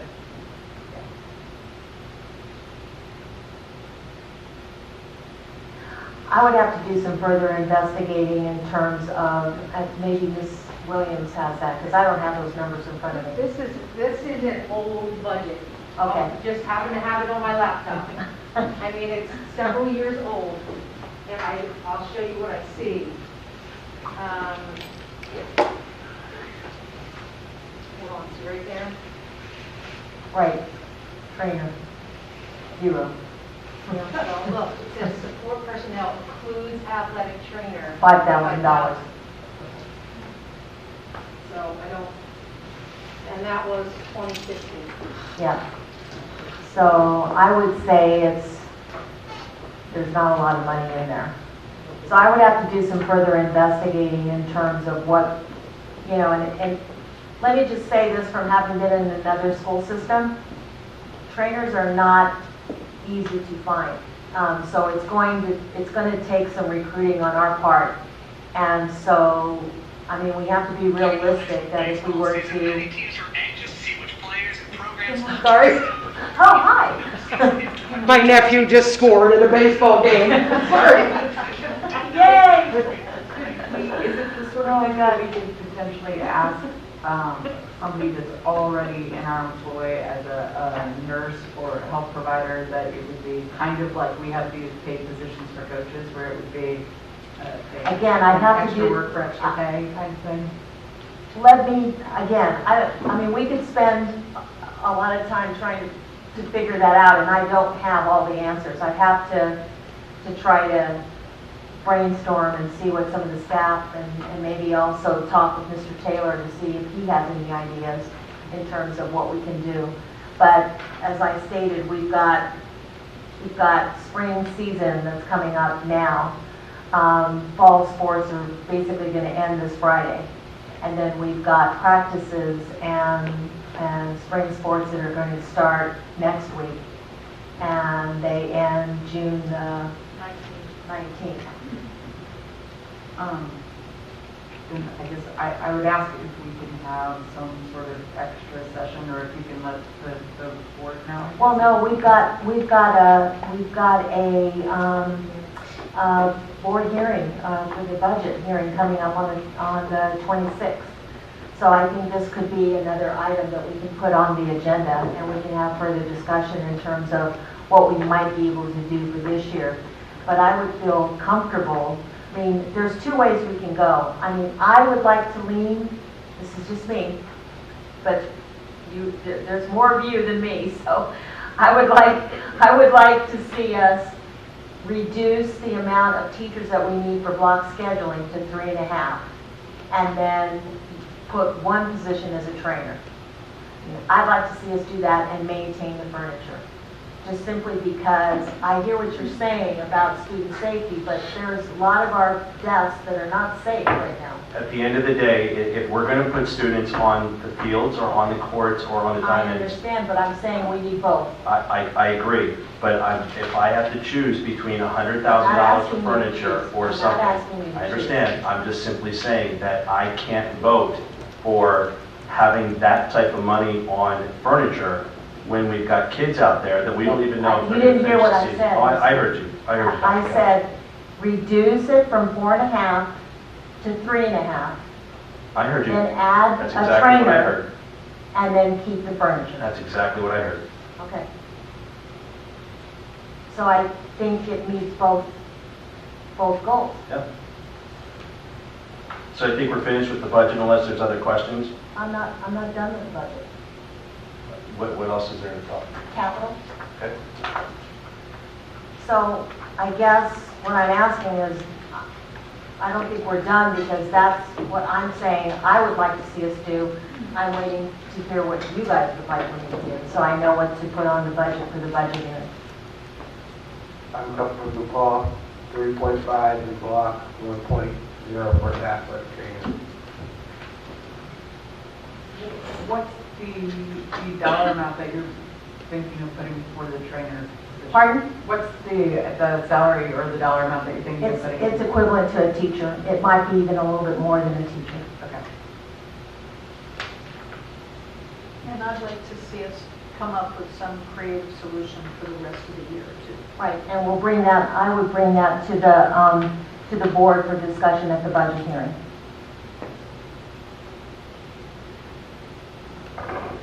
I agree with cutting back because it seems like we can, without any pain, cutting back the teacher for the block schedule and being able to afford a trainer. One thing I would say to Ms. Sullivan when she was looking at some other ways maybe to, like our current nursing staff or whatever, the skills that a trainer brings are completely different than a school nurse. So we need a trainer. Yeah, I think they have a different skill set. I would agree with Mr. Getz in that regard, that they have a different skill set that requires, well, they can deal with student injuries a lot better than, say, a nurse. And they're well versed in their ability to take, as you said, take the students up, you know, in terms of when there is an injury. They can help in ways that just a regular school nurse would not be able to do. Do EMTs have these skills? Or not? I don't know anything about what training. Well, EMT's not going to come just to tape your ankles for a football practice. I mean, it's a specialized, it's a specialized position. Yeah. So, Yeah. And I would say the reason why we need to have the full-time, if we're going to do it, I mean, I would like to see us do it full-time. Just simply because, and even then, you're going to have the trainer that's going to have to make a decision in terms of what events they're going to be able to attend, because we're going to have them on full-time. So what's going to happen, I'm just going back in terms of a previous school system. They would come in about noon, and then they would be there to the later afternoon and the evening hours. And then they would be helping during practices. They would be there to help students during the school day in terms of dealing with any of their potential injuries or doing some type of therapy and work with them. And then just preparing them for the games. But you might have situations where you might have competing games going on at the same time. So the trainer will have to be, you know, going back and forth. So they're not going to be, you know, stationed at any given location or any given sport, but they are going to be available. And so they have a specialized hours that they would be working in order to meet the demands of the games and the practices. So essentially, you're not going to have them, it doesn't make sense for them to come in first thing in the morning, because then they're going to have all of their hours ending by the end of the day. And then they're not going to be available for the games for the students. So I think that a halftime trainer is not going to meet our needs overall. And I think it's going to be hard to recruit somebody for halftime. So my first choice would be, let's just go all in and hire a trainer full-time. And then we can always schedule their hours. They could be flexible based on what is happening that day with sports and with practices with the students.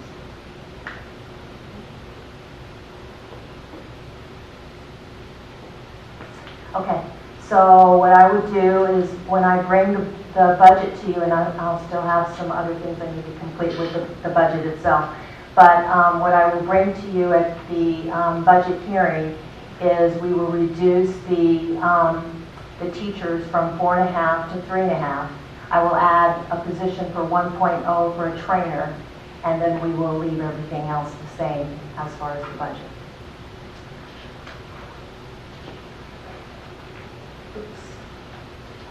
The last thing is the capital improvement, the capital budget request, which is the $7 million for the roof replacement at Kent County High School.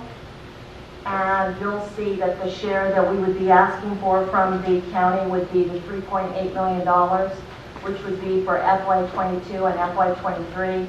And then we are also asking for repaving of the central office parking lot. So the total amount that we'd be requesting from the county is $3.88 million, $880,000.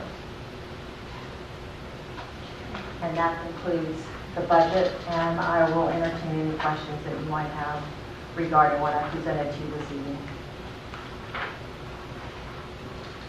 Any additional questions? So our budget work session is when? The 26th. I think I have that right. Let me look at my calendar real quick.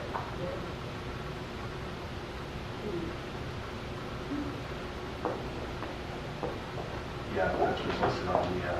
26th, yeah. So on the agenda for the 26th, I'll bring up another agenda item, which is the athletic, I think, I don't know if we want to name it athletic trainer, but it'll be a discussion about the trainer. So maybe I should just put support for That's for the remainder. Yeah, for the remainder of this year. And this is the public hearing, This is the public hearing. And I would like to talk a little bit about what we're going to do for the public hearing. And this probably seems like a good opportunity to discuss that. I know that we've been typically closed for our meetings, but I would like to propose that for the budget hearing, we open it up and we allow no more than 20 individuals come in, and they would have to sufficiently space themselves, socially distance. So we would just have to count and make sure that there's no more than 20 people in place for the budget hearing. And so I'd like to entertain a conversation about that. Could we do it at the high school instead and have some more space and it's more centrally located? And We can't video. We don't have the cameras. Can we borrow it? Well, if you have it open to people, you wouldn't need to. Yeah, if we have it open, we've never had more than 20 people come in for there's been times we've had budget hearings and we've had 0 people come in.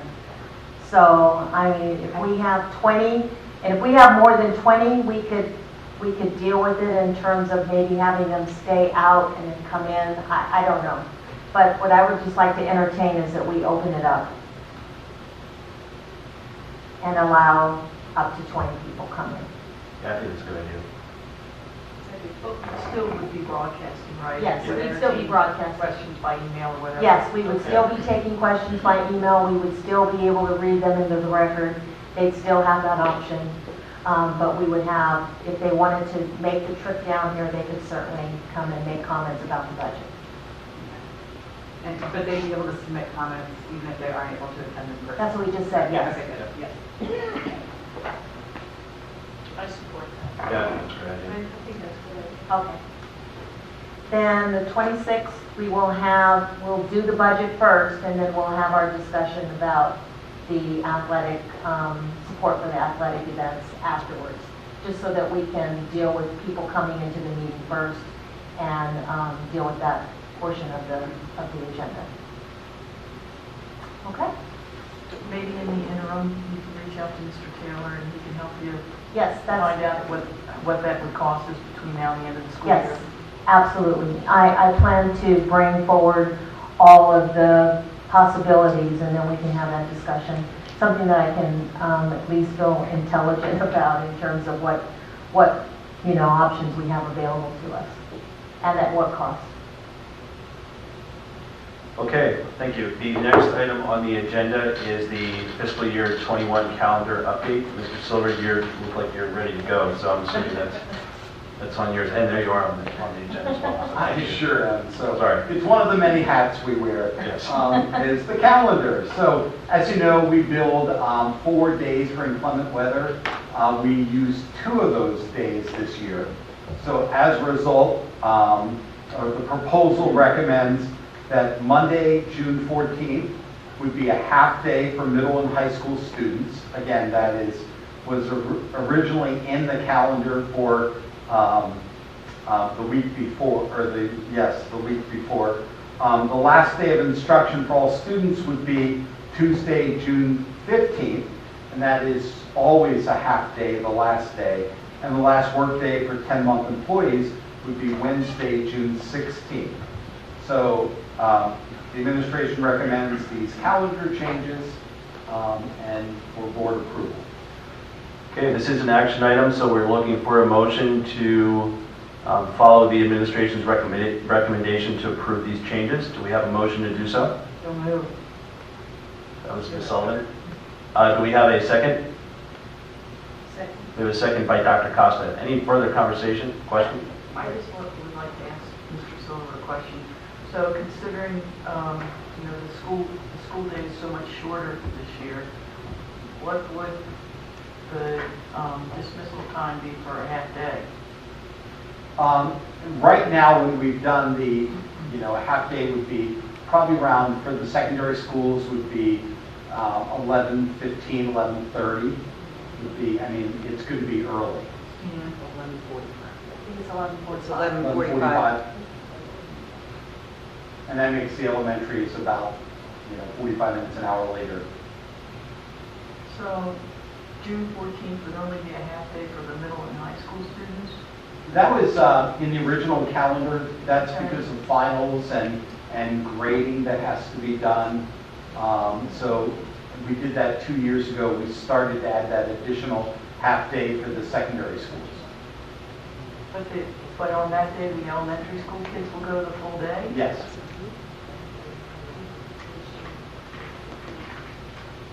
Well, instead of having, I was just going to say 2 half days make a whole day. The problem is half day counts as a day of instruction. It's one of the 180 days. One of the 180 days.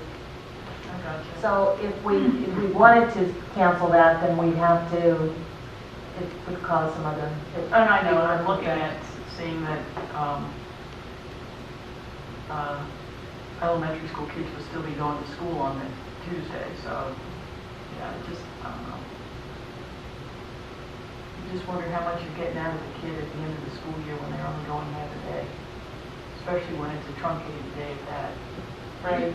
Usually at the elementary level, No, I'm talking the middle and high school. Oh, the middle and high school. Yeah. Well, part of that is there's makeup finals, Okay. there's things, and then it gives teachers time to grade those finals that are done right then. So if you have a teacher could have, 120 finals that they have to grade, it gives them the time to do some of that.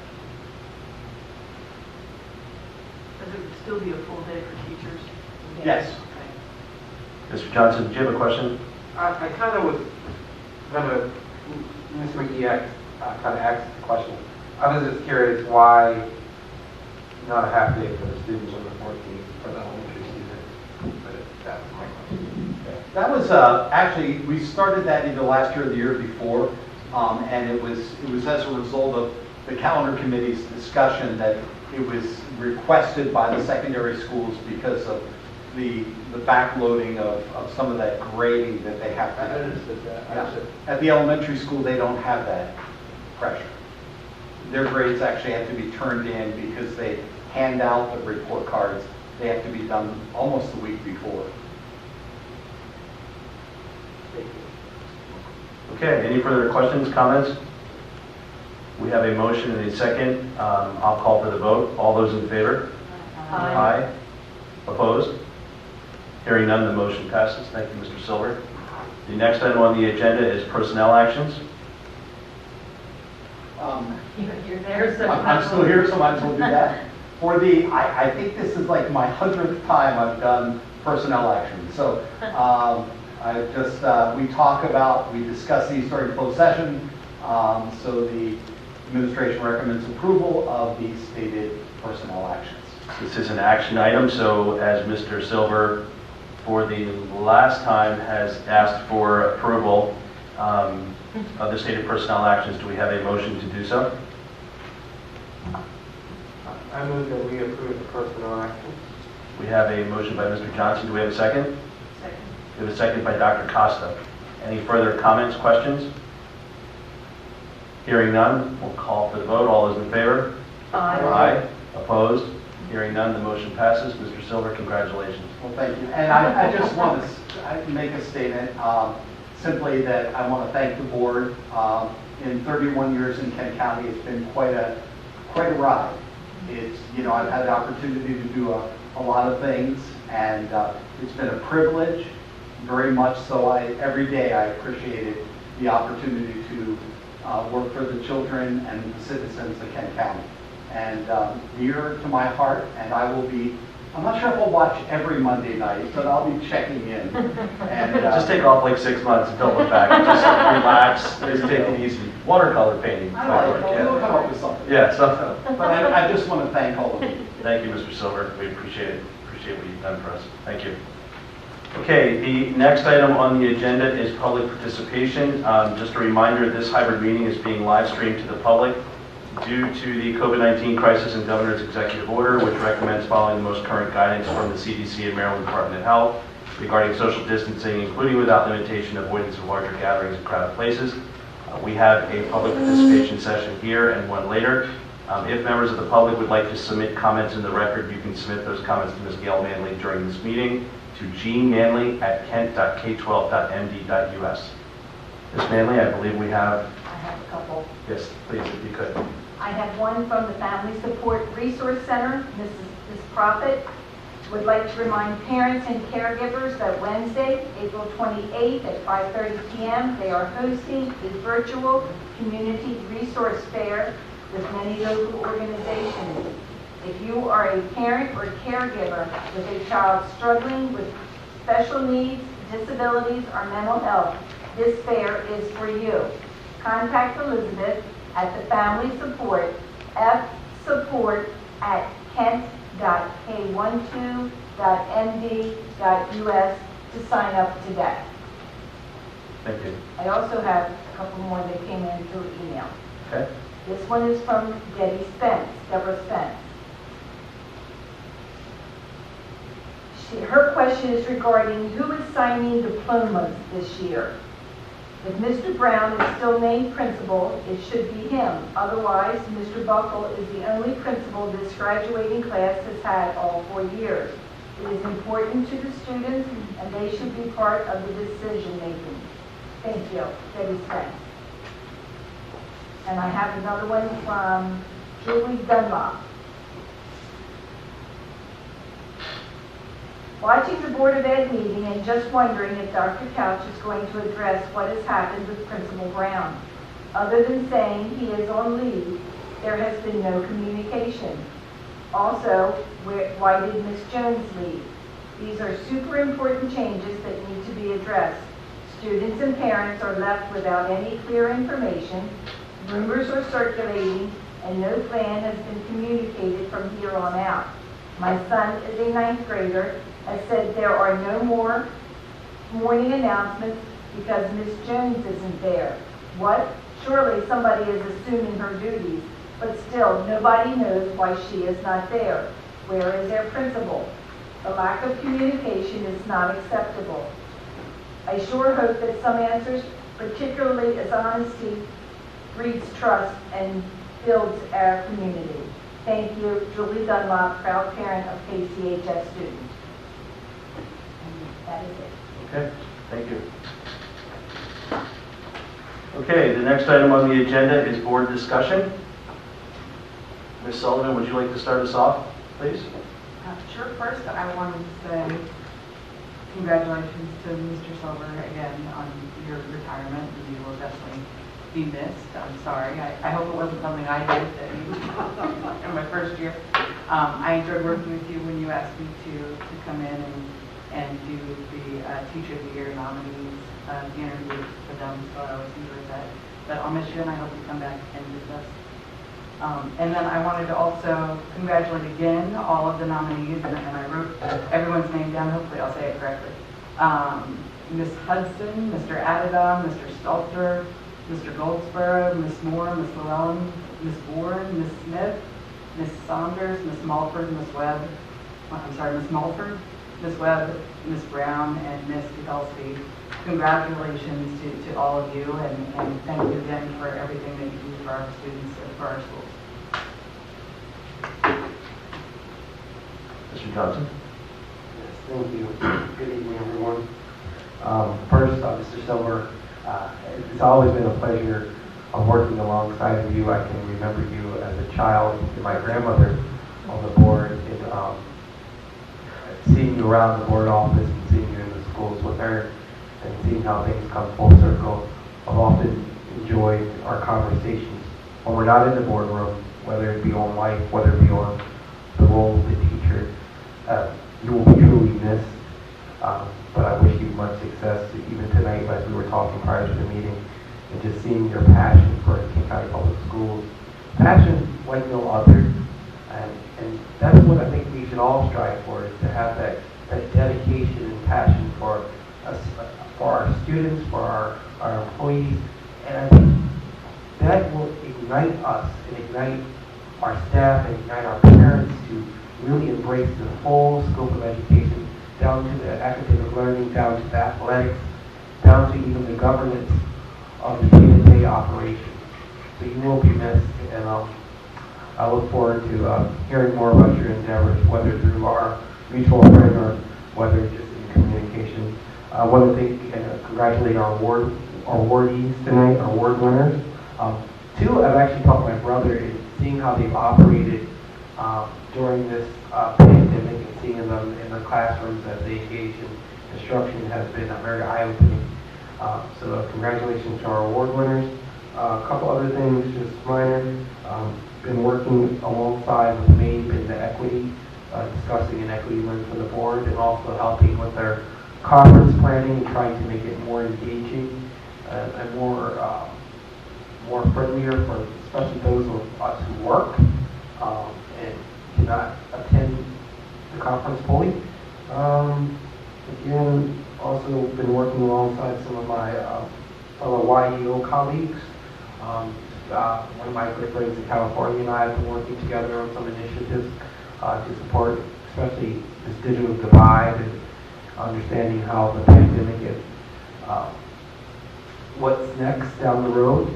And one of the things that, I know I talk a lot, but one of the things that I think we have to really think about, especially when we go into our upcoming retreat, is even just looking at the system total, the educational experience, because I believe we're at that point where we can put away some of the old things we did and start something new, wipe clean the old mentalities and the mindsets of, and really branch out to a new day to really break free from the old rigorous and the rigid educational system and ignite and start a new path. I think it's the day, and I think it's the time, it's the perfect time when we can really tear up what we had planted and replant and grow new seeds and grow new plants. And, yeah, thank you.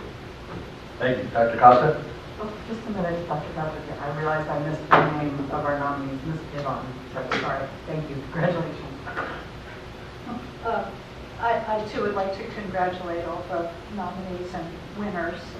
It's a great honor, and I really would like to visit Mr. Silver at the beach because he's moving to the beach. But congratulations to you. And if I show up at your doorstep,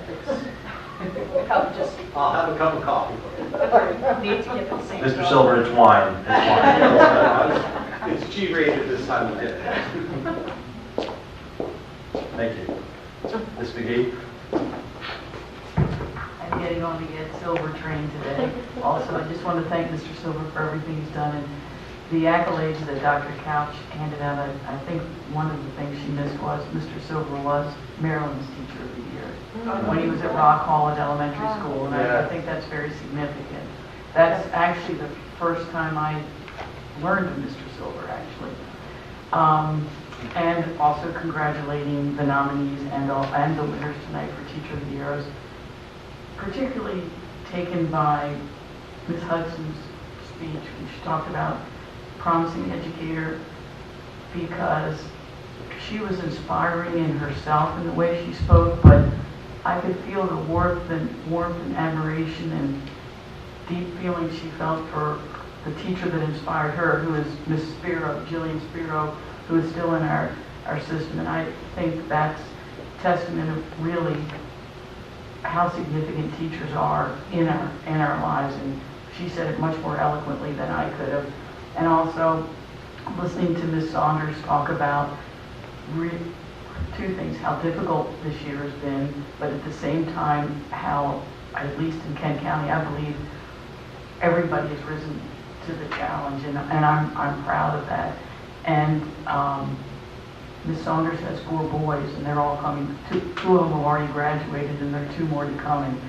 I don't think anything speaks more to how much someone values your education system than the fact that they're sending their kids to your school system. So I had this was not a typical Teacher of the Year ceremony, and last year wasn't either, but in a way, the last 2, especially tonight, were very meaningful, and I thank our staff for everything they've done.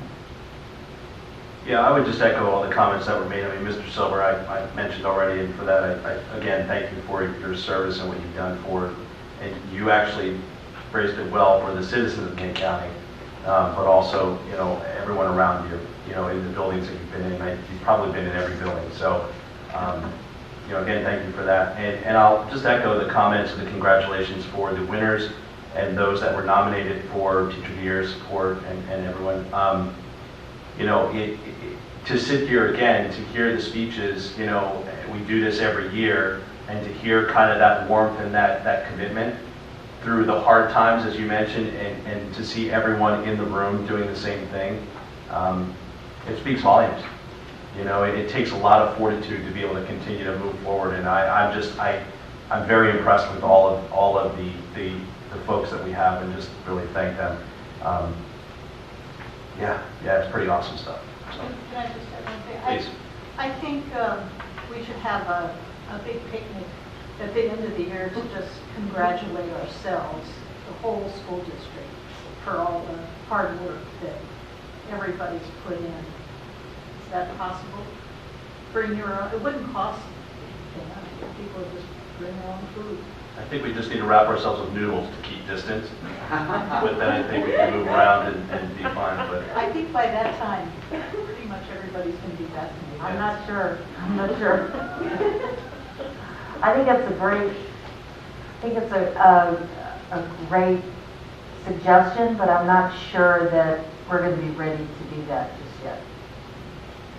That's just my sense.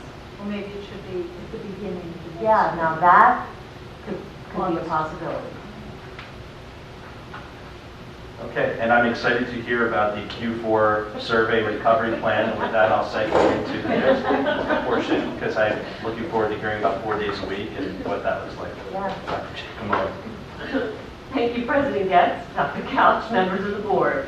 At this time, I'd like to share just a brief overview of the results of our quarter 4 survey as part of my monthly update on the recovery plan. As you know, we want to keep you informed of some of the current changes that are happening as the CDC has changed some of their guidance to us, and we now know that we're able to have additional students return to school. Well, that was met with great enthusiasm from both parents and students as you look at the results of our Q4 survey.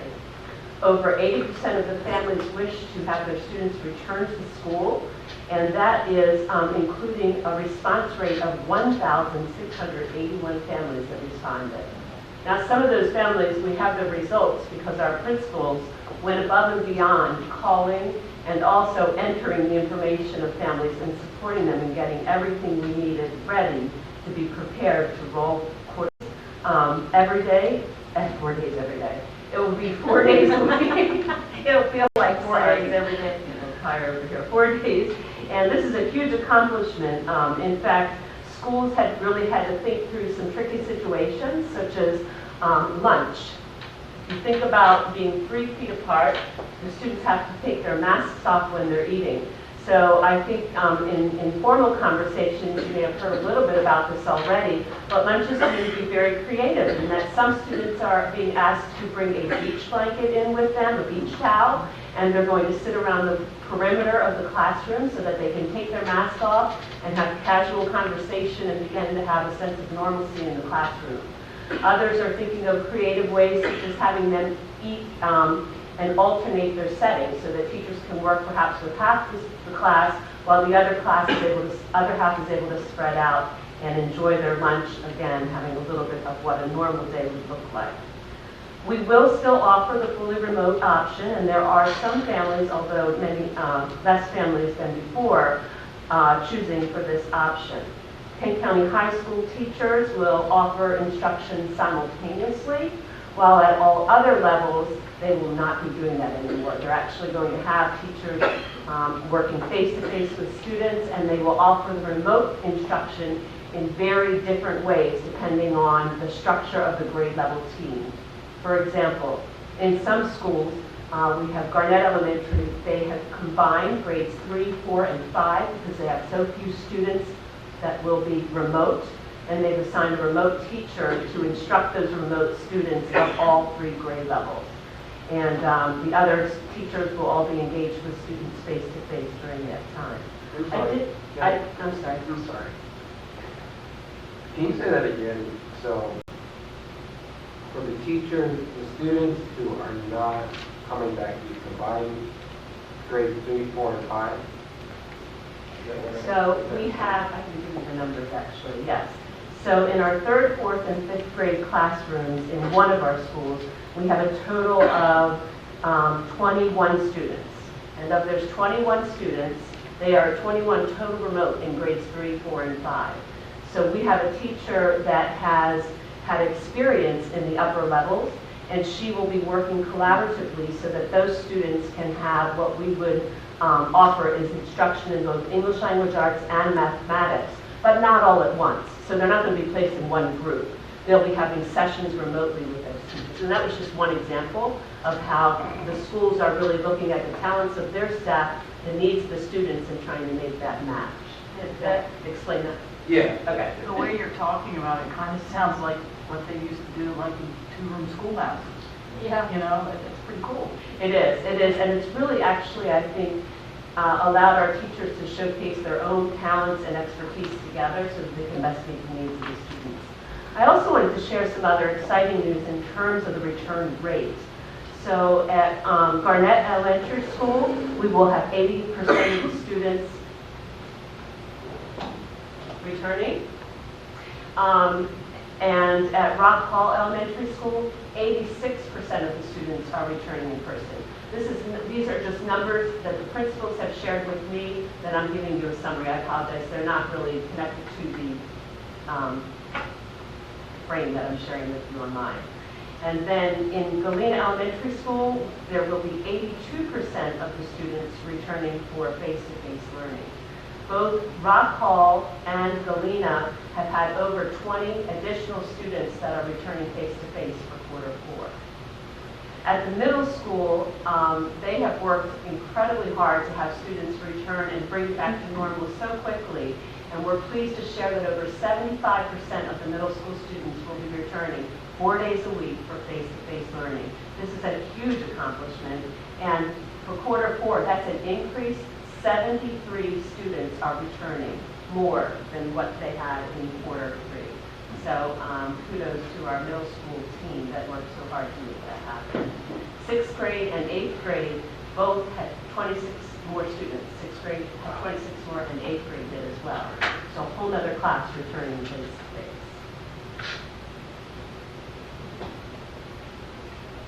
As you know, we not only look at the instruction, but also transportation. And I think if Joe Wheeler were here, he would agree completely. This takes so much advanced planning, and I have to really give credit to the work that the school teams did to really find out the needs of their community. So the survey showed us at a quick glance, a little more than half the students were still going to require transportation. And so Mr. Wheeler needed that information far in advance. We are able to have a little bit more in terms of the number of students on the bus, but we still want to ensure safety, so they will be wearing masks, and they will be, if they're siblings, able to share a seat. But I think, Dr. Cup, we're able to safely put on more students for quarter 4 than we were even in quarter 3 as well. Can I ask a question before you go any further? And if I missed it, I apologize. Did you give the numbers for the high school? Did I skip the high school? So I may not have said that.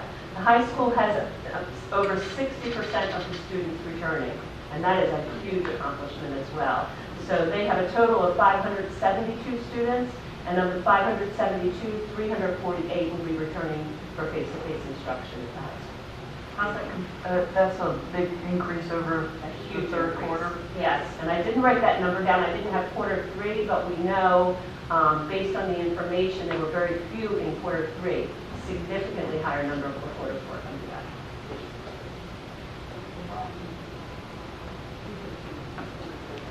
259, that's it for quarter 3. Thank you. Educational equity is a thread that runs through our entire strategic plan. It's also been part of our recovery plan. And we just wanted to share with you, as part of quarter 3 was coming to a close, we had a countywide professional development day on April 1st. And during this day, we had the privilege of having a keynote speaker that really focused on educational equity as an organization. And we, as a school district, recognize that our most vulnerable students have really been put at risk with this particular situation. So as a district, it was important to us to stay in tune and think about our training, our resources, and our efforts that need to happen in order to help us meet the needs of all students, particularly the subgroups that struggle the most. So our keynote speaker, Hildebrand Pelzar, opened up our professional development day and shared some incredible information and helpful tips in terms of teachers, sensitivity, connecting with our students, and the power of these relationships. And what I'm sharing with you on this slide are just a couple quotes from the feedback that our teachers gave after hearing Hildebrand share his keynote speech. He did 1 hour particular for elementary, and then a 2nd-hour keynote for the secondary staff. And we get feedback from every participant in our training. I'm not putting every comment on there, but we take that information and use that to help us really adjust and make any changes moving forward. By far, the comments about Hildebrand Pelzar were so positive. Not only did they enjoy it, but you can see from the comments they were thinking about personally, what are some things that they can do differently to help reach every child? And also the fact that repeatedly teachers were saying, we need more training like this. We recognize this is an area of concern, and we want to do more and gain more strategies. The other half of the day that was part of the entire system was training led by our Student Services Department, Mrs. Williams, and it was, you may have heard of Challenge Day. Dr. Couch brought that to our district a number of years ago. This was the first time we ever had a Challenge Day for adults. So in the afternoon, it was a little awkward being virtual, but we made the best of it through breakout rooms. But boy, they had teachers really thinking and opening up. And the whole focus, as stated on this slide, is really to help us begin to think about how do we build a sense of belonging, not only within our classrooms and our community, but as you were mentioning, a picnic. How do we build a way to connect with one another? This is hard work that we're doing during these unprecedented times, and that PD, again, also received accolades from the staff. Not everything is always positive. There were some helpful tips. There were some people that would have preferred to stay in their own school rather than with the whole district. And we read those comments and we think about them and try to see, are there things that we can do and take into account? Everyone's entitled to share with us, and we hope they will, honestly, what they think about the different professional learning opportunities. One thing that made April 1st very different is that our teachers became the leaders of several choice sessions. So I don't have a slide for this, but I wanted to let you know that we had over 10 teachers on April 1 actually facilitate sessions and showcase best practices that they found in terms of teaching students in combined face-to-face and online at the same time, as well as various tips and tricks for teaching in the hybrid classroom. So the best feedback was about our own staff. Teachers really respect hearing from other teachers. So that was helpful feedback and something for us to think about as we move forward and continue planning our professional development. This next slide is really a good segue into just a little bit more information that I have to share when I finish here. And that is, so what is next in store of keeping the learning going and closing gaps with learning? We are beginning and kicking off our summer with a 5th grade math tutoring. We have already identified the teachers that will be offering tutoring, and the schools have identified the students that will receive it. So that information will go out to families so they know they have the option for that personalized support in order to help students really be prepared for the middle school in the area of mathematics. Flo Terrell, Michelle Serino have been instrumental in some of the early childhood programs that we're going to offer this summer. One of them is called the Judy Center Cub Club, and that's really helping little ones become ready to enter school. And we're excited that many of these summer opportunities will be face-to-face, including our traditional 21st Century program and the Acceleration Academies. Now that is one of a kind, and I really have to give credit where credit is due. This was the brainchild in our system of Mary Helen, who really was saying, she wanted those little ones in right away. So get them in here and get them in now and keep them in all summer if we can. So we thought of it in terms of a jump start. You know, we were saying, what do we do to really get the new year off to a good start? The principal teams thought about that and said, everyone's on board. So basically, what we have done through our ESSER funding is we're going to be offering not only intervention during the academy, but also a chance for some enrichment. So you'll see a variety of offerings as part of that last bullet, the Acceleration Academies. So I think I skipped the play groups, but you can see there's a variety of options that we'll be offering to our students to continue that learning this summer. And the next part of my presentation is just talking a little bit about data. We know that accountability is key in our organization, and it's part of our thinking in terms of achieving our mission. And so what I'd like to do is just share a few slides that help us take a look at our system-wide NWEF measures of academic progress, the MAP assessment. We have now had the opportunity to give our MAP assessment, and I don't know, Bill, if you're able to switch it over to the other one. Sure. I'll just keep talking. We gave it both in the fall, and then we also gave it again in the winter. So I'd like to just share a few highlights from that data.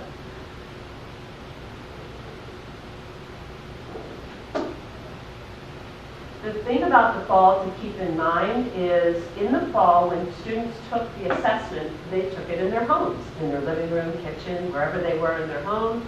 They had the comfort of their home. That was a little challenging, and many of the school systems chose not to administer MAP in the fall just for that reason.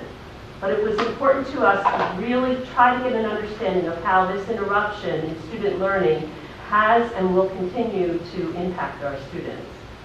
So, as you can imagine, from the start of that first assessment, concerns were raised around the quality of the data because it was administered remotely. Teachers expressed concerns about distractions at home and connectivity and other things that really were considerations in terms of how our students were performing in the fall. So even NWEA said in their notation that experience was qualitatively different for our youngest learners with this math assessment, the pre-K through 2, than it was for the older students. So this first chart, and I'm going to show you, if I can, there's only 4 slides. The first 2 are talking about the assessment when we compare the reading scores from the fall to the winter.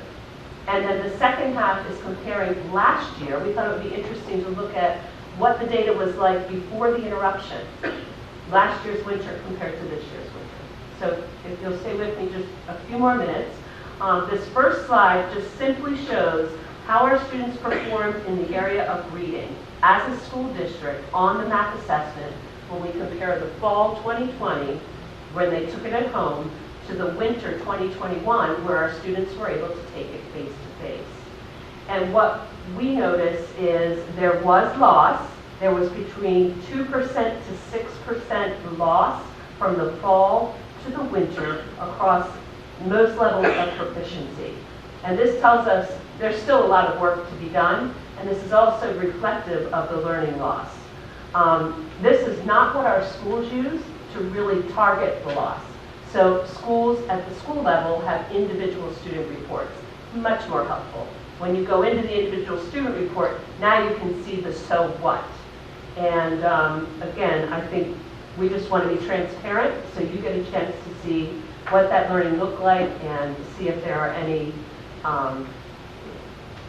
other opportunities to share that with you. So this is the mathematics. The first slide was the reading, and this one is showcasing the mathematics. Mathematics has, over the past 4 years, been one of the areas where we've seen the greatest need in terms of proficiency for our students. So one of the things that we took a great leap of faith, and even despite the interruption, we have adopted an entirely new core program for K through 5. And you've heard us share that with you before. That's the illustrative math. So moving forward with that, our teachers are not only embracing a new program, but now they're trying to figure out how to do it virtually at the same time. So needless to say, they have been tremendous troopers in trying to stay true to the course and provide our students with the best instruction possible. One thing, as we've shared this information at the system level, and principals have had a chance to dissect it even more at the school level, is that it's most helpful to really look at it at the individual student level. There, as I said, were concerns about really being able to make much use of it when it was given in such very different settings at home versus at school. The next 2 slides really show last winter prior to the interruption to this winter. So in the area of reading, overall, when comparing last winter to this winter, the reading and math both do indicate some learning loss, but that really surprised us. Some learning loss, but not significant. So to our team, that tells a story that our teachers and the work they're doing is making a huge difference. This is where you would expect to see a huge drop, because they took it right before they left, right before the interruption, and that's comparing that time to this time. So, however, things considered with the shutdown and implementing the fully virtual instruction and the flexibility of switching from virtual to hybrid to face-to-face, it has been a crazy year, but I think this showcases that what teachers are doing is holding our kids, and our hope is to bring back to you for the end of the year some results that are really going to be evident of some of the growth as well. So that was the ELA and the mathematics.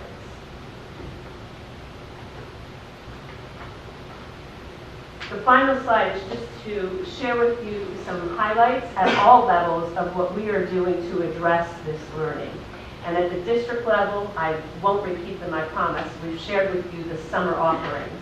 We're also going to continue with the equity training, and many of our teachers, over 20 of our teachers, are participating in a course through the University of Maryland on innovative virtual teaching.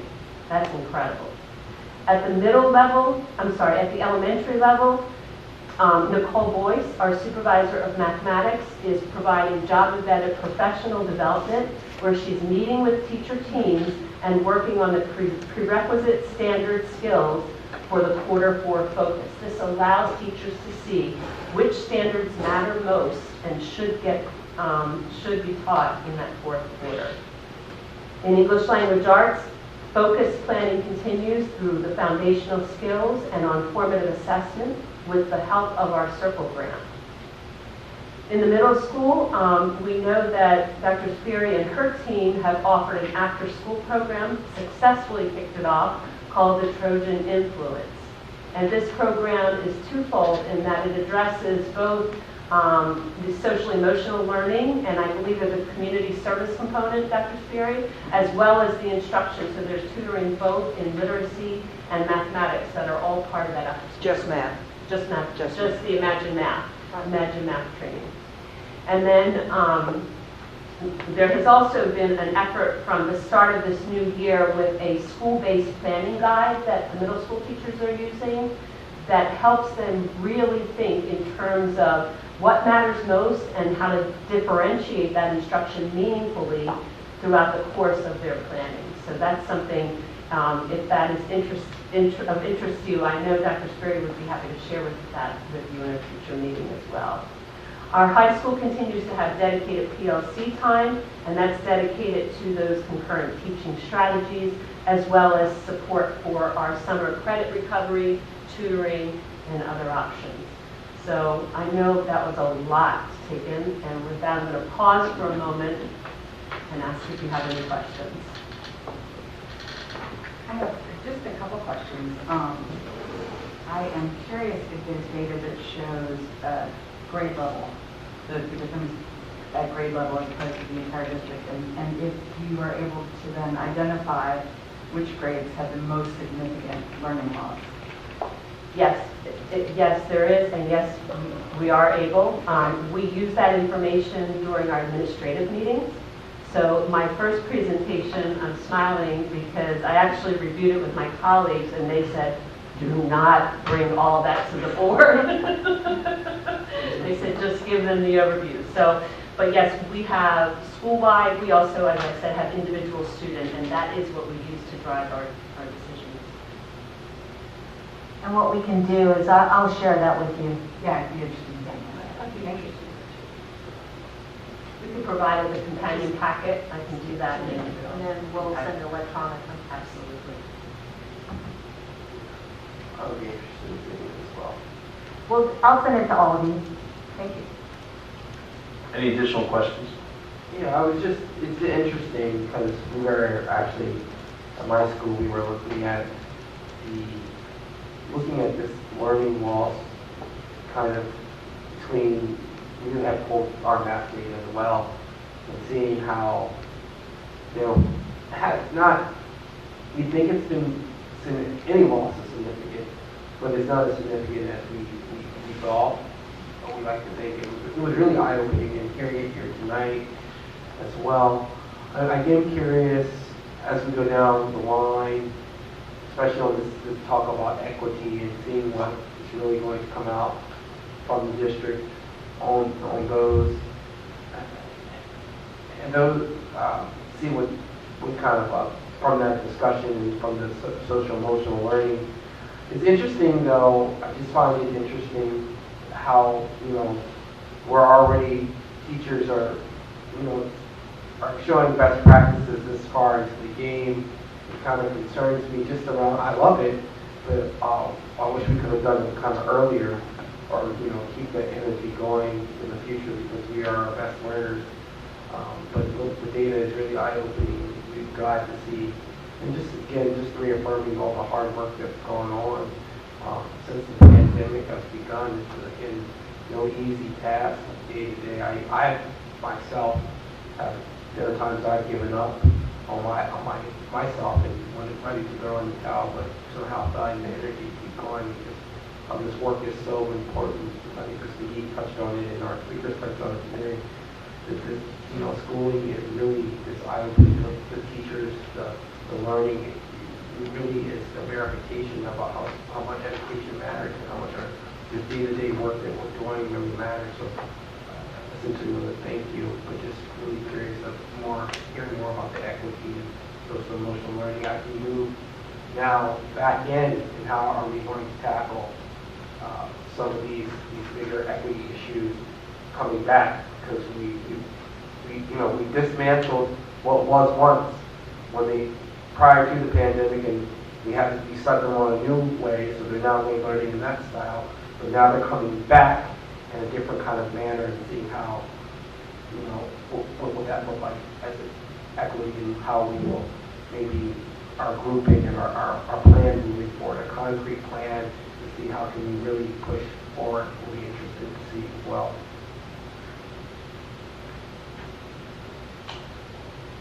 Additional comments? Questions? Thank you. Appreciate it. Thank you. Okay, we're going to move into the administrative services portion of the evening. The first item in this section is the expenditures and revenue report.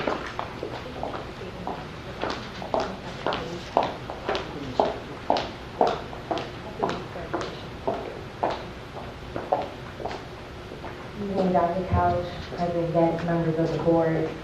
Before I get started, I do want to acknowledge Mr. Silver. As he knows, I've always been saying, like, Mr. Silver, I don't know, what we're going to do. I'm just looking at this, is this not, ever happening? And I say every time that I see him, even tonight when Bill was like, oh, this is your last board meeting, I was like, oh man, the last time sitting next to Mr. Silver. But I want to openly say that I do thank you. I remember even in being in school, and Mr. Silver always had a smile on his face, and everyone just loved Mr. Silver. And being able to work with them, it has been a phenomenal experience. So I appreciate you for assisting me and even helping me in the start of my career here at KCPS. You will truly be missed, okay? You will be completely missed. But I do want to say that I thank you for your service. I hope you have an awesome retirement, and don't be surprised if you hear from me every now and then. So I want to get started with we normally do it with our expenditures report. This shows you what our receipts are for the month of March, our receipts and our expenses. I do want the board to note that April 15th is the last day that the KCPS has been directed to halt spending until the next fiscal year so that we can prepare for fiscal year 2022 and get prepared for the fiscal year 2021 audit. So I wanted to notate that, and they also been instructed those that have dealt with grants or deal with grants, their last day will be July 15th, so hopefully we can be on the right track with reconciling the budget and getting prepared for next year. So for March, the month of March 2020, as you will see in the, let me pull that up for you. I don't have anything attached to this. I'll send it to you. So I can read it off for you. For Fund 1, we brought in a total of $3,407,345. Fund 3, that is our school construction, that's our capital project, $216,014. For food service for the month of March, we have receipts of $60,641, and with the total for the month of March, $3,684,070. As we move to our current expense fund for the month of March, we've expended about 87% of our budget. That also includes encumbrances. School construction is 88%, food service is 66%, and then our restricted funding, which is 58%. that we've expended. Before I close out with the revenue and the expenditure review, I also want to notate, and I do have copies of that I can give to the board. I do also want to notate, because I know that was a question in a couple of the board meetings ago about our COVID funding. So I do have a printout for everyone to review.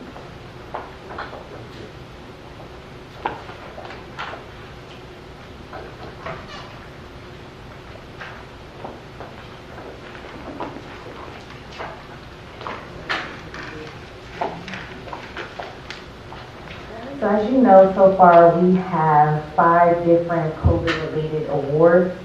For our SO1, that is the initial CARES grant that we received. We have, or we will be spending about a total of $80,000 of that to date.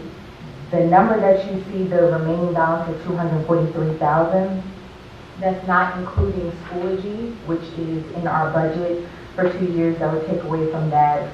We do have our non-public transfers and our indirect costs that has to be separated out, and then also our Apex software that we will be using as well in the virtual world that will be absorbing those funds. We're also looking for the HVAC system, getting those updated, which will absorb pretty much our ESSER 1 funding. And that was on page 1. On page 2, our year funding, Excuse me, can I just interrupt? What we're planning on doing with the HVAC is cleaning out the ducts. So the ductwork will be cleaned out. That's the update that we're talking about. Thank you, for the year funding on page 2, we have pretty much expended all of that funding. We do our indirect cost calculation on our grants once a year at the end of the year, so once 6/30 hits. And after that, we do our indirect costs, so that would absorb the funding there. And then we have to set aside the non-public transfer allocation for Chestertown Christian Academy. On page 3, the next 2 pages after this, so page 3 and page 4, that's the coronavirus relief funding. That was our tutoring grant and technology grant. We spent out the majority amount of our tutoring grant with only $13.83 left. And then we've also expended the majority of our technology grant as well. One of the expenses we are working with the agency to see if we can get approved, because it was just a mix-up on my end with the ending dates, because those end dates were 12/30/2020 and not 12/31/2020. And then lastly, we have the reopening grant. That's on the last page. This one, we received the initial $200,000. And then the agency, when they did, we had to do a collection of how many students were actually in the seat when we reopened school, I want to believe, in March. And so we received an additional about $241,000 added to that. So we have met and will be making an amendment to use that funding for what we currently have, and then also expending it as well to assist us with the COVID transition. And that will come, and then the ESSER 2 funding, we're still waiting for ESSER 2 to receive the, yes, ESSER 2 and the ESSER 3, which that would be the next thing, which will be in action for you. And I can explain that when we get there. Any questions? Thank you for providing the grants. It's great to see. I think Mr. Johnson, you had asked, and I just really appreciate it breaking down like that. No problem. Thank you. Okay, the next item is the ESSER CARES grants overview. So this grant, remember, we are asking the board for approval of the new ESSER 3 grant that we'll be receiving. The total name of the grant is the American Rescue Plan Elementary and Secondary Schools Emergency Relief ESSER 3 Fund. And it's still a portion of CARES funding is directed to schools due to the COVID-19 pandemic. The total award is $5,233,195 with the grant period of March 13, 2020 to September 30, 2024. The main requirement of this award is that 20% must be allocated to learning loss. So when we receive the funding, 20% off the top needs to be allocated to learning loss. which we do have plans to utilize those funds. The remainder of the funds can still be used for anything that is COVID related, but also to help us in the assistance of reopening the schools and making sure that we're continuing with the safety precautions and things such as that. So we will have more discussion around that. We have not officially received the award documents yet, but we have received the letter from the state to let us know what our allocation will be, what we will be getting. So we are asking the board to approve that. The amount. Can I ask you a question? Yes. So, is there any sort of, I don't know, schedule, I guess, for how the spending would go? I mean, as if like you can only spend a certain amount per year. I mean, I hate to see us front load and try to pay off all these kinds of things and then don't have it in the back. So no, that's not our plan. So how we've been going with the CARES, I've been meeting with pretty much, basically you might as well say CMT, to work together. We're, That's a management. Yeah. Gotcha. I've been working with everyone, especially closely with Dr. Couch, and what we've been doing is trying to use what we have. So that's why we're pretty much going to be absorbing ESSA 1 because that's going to be ending September 30th, 2022. Mm-hmm. So we're kind of backtracking in a sense. Did my question make sense? I mean, Dr. Yes. Couch looked at me like she knew what I was trying to say. Well, we're not going to use it all at once. That's We spread everything out. That's what I was asking, if there's a schedule on how Yes. we're going to do this. And Okay. spread everything out. And we haven't settled in on what we're going to spend it all on at this point. We're still going to get some information from, or at least some input from our principals. But, you know, the majority of it, at least a minimum of 20% of it has to go to learning loss. But we also want to look at other items that we haven't covered, like for instance, looking at if there are other ventilation issues that we have to deal with in the schools, like a good example, we may need to look at some air circulators or air, I can't even think what I'm trying to say, but purifiers, there we go. Air purifiers for some of the classrooms that are in the middle of our schools that don't have access to outside air. We've got a number of classrooms at the middle school that don't have access to the outside air. They can't open a window. So could we provide some air purifiers for those classrooms so that they, as we start bringing in more students, I think that's a concern that we want to make sure that we're moving the air and that we can have a way to circulate the air so that, you know, so it's as safe as opening a window. So we want to make sure we're doing that. We want to look at other areas that we need to provide COVID support, like do we need any more PPE? Are we going to have to provide more cleaning supplies? Those kinds of things. But looking so that we can project further into the future so that we're not, as you said, expending it all in 1 year and then saying, oh my gosh, now we don't have any money left and we've still got problems with learning loss and we've got to deal with that. So, you know, we've got a lot of planning we need to do. As you can see, we've been awfully busy with these grants and we're trying to make sure that we're expending everything that we can out of these so that we can focus on what we're going to do with this new money and how it's going to best support our students and our families and our teachers. Could I ask, have you thought of using some of this learning loss money to train and organize community volunteers to work with kids in the summer? We just have so much talent around here, especially among retired people. I hate to see it go to waste. Yeah, well, it's not going to go to waste, I can assure you.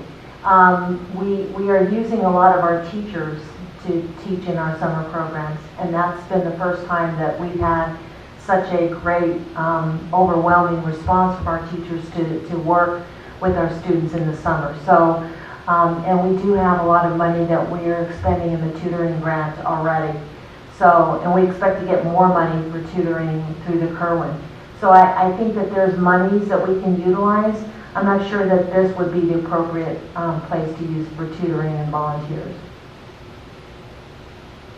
And another thing I've seen in some other districts are just providing a lot more books for early grades for summer reading. We do that too.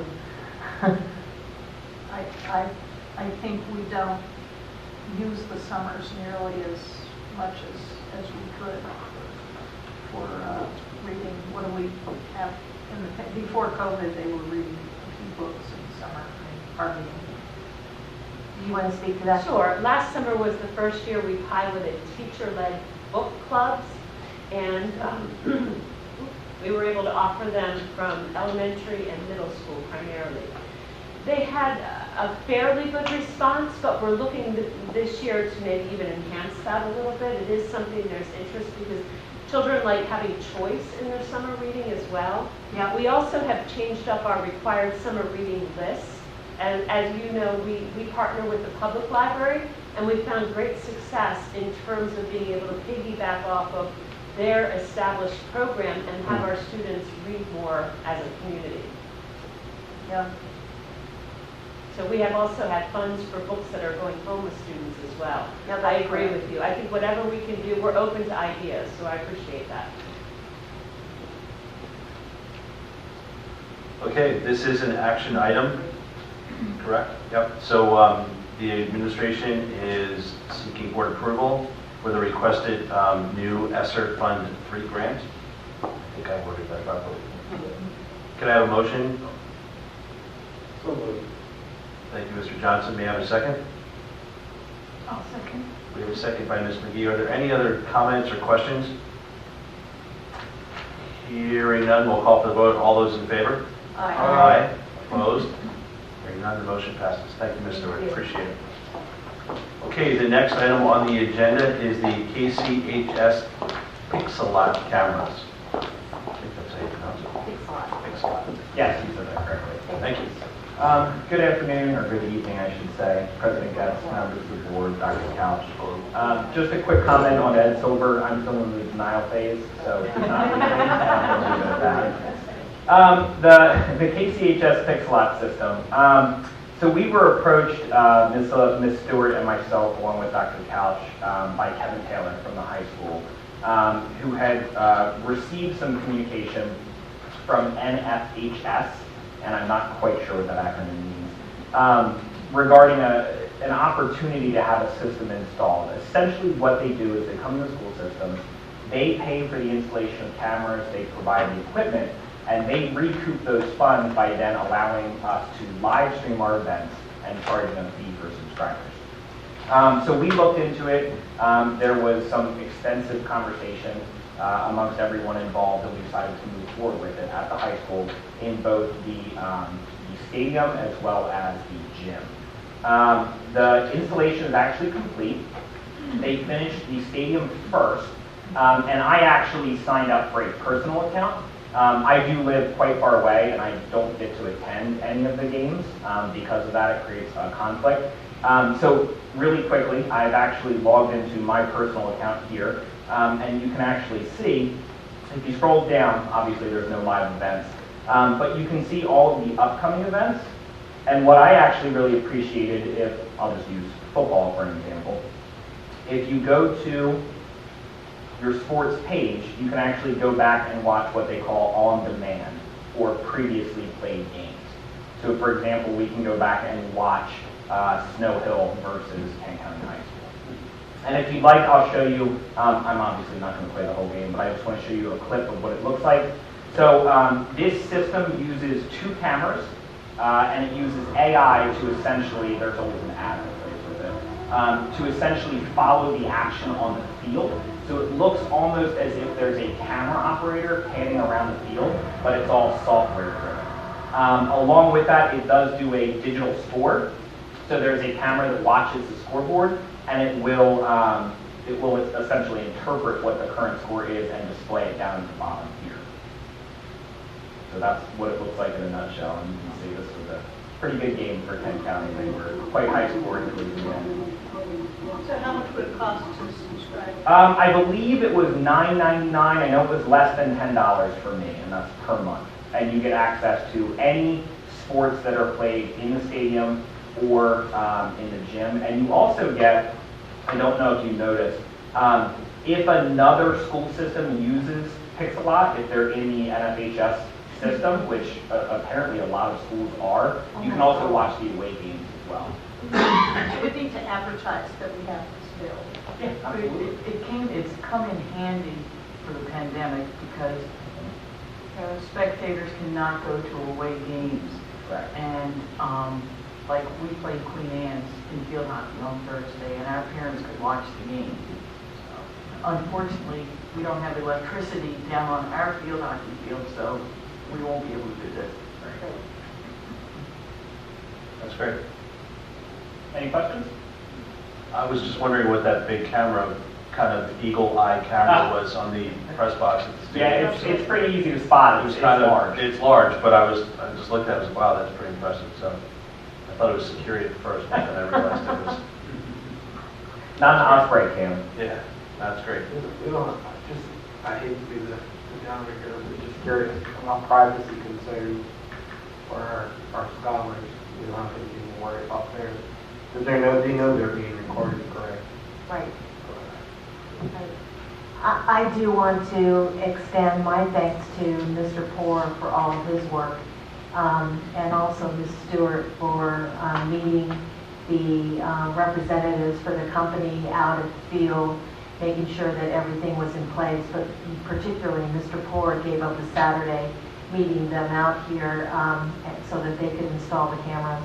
So there was even though they did provide us with free installation, it didn't mean that our staff didn't have to put in some effort and some time. So I wanted to thank those individuals for putting in their time and their efforts to get them installed. And Mr. Taylor especially, he really spearheaded the project, and Ms. Stewart there were a couple hiccups during installation, and she really helped to drive the process along and make sure they stayed on task. It's sort of falling in line to what has happened, and I'm saying in a good way, through the pandemic with the use of technology, that you're seeing it tonight for us, and I've been watching government meetings for more than a year that way, and it has actually led to more engagement because more people are tuning in. And for sports, it's really important for kids that the parents have been able to see them play, because you can tell them what happened, but they need to see it. So the fact that you can basically go back into an archive and say, look, Mom, here I am, this is the goal I scored, or did you see me make that tackle? It's a nice thing. Yeah. And this is a great example of the technology that will come out of COVID and will continue to use. Right. It is a 5-year initial contract, so it's great. Thank you very much for making that happen. Absolutely. Okay, that was item for information only.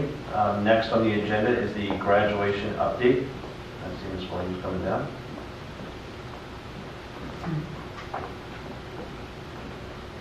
Thanks, Nate. Yes, board members, Dr. Couch, as you know, I was asked to provide some support to Mr. Buffalo and Mrs. Andani to finish out the school year, and one of the things I was asked to do is bring some information about some of our senior activities. And again, this is just really information at this point. One of the things that was brought at one of our committee meetings was graduation, in terms of where, are we going to be able to have a graduation this year? What does that look like? And, after surveying many of our schools across the state, and especially up and down the shore, we know that many are going to try to do an outside stadium graduation.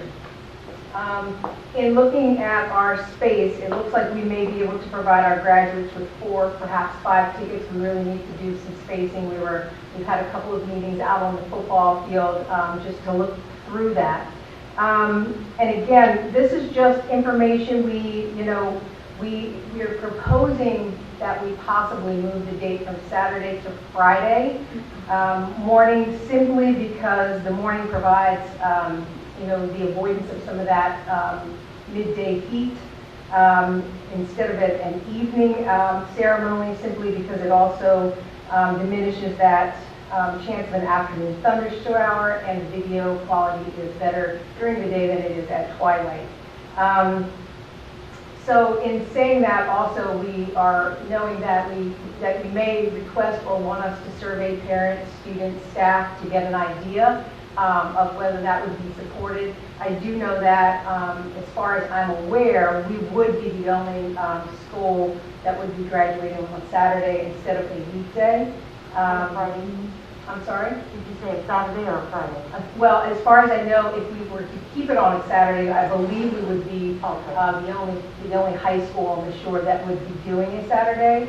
I believe I'm right. I'm correct on that.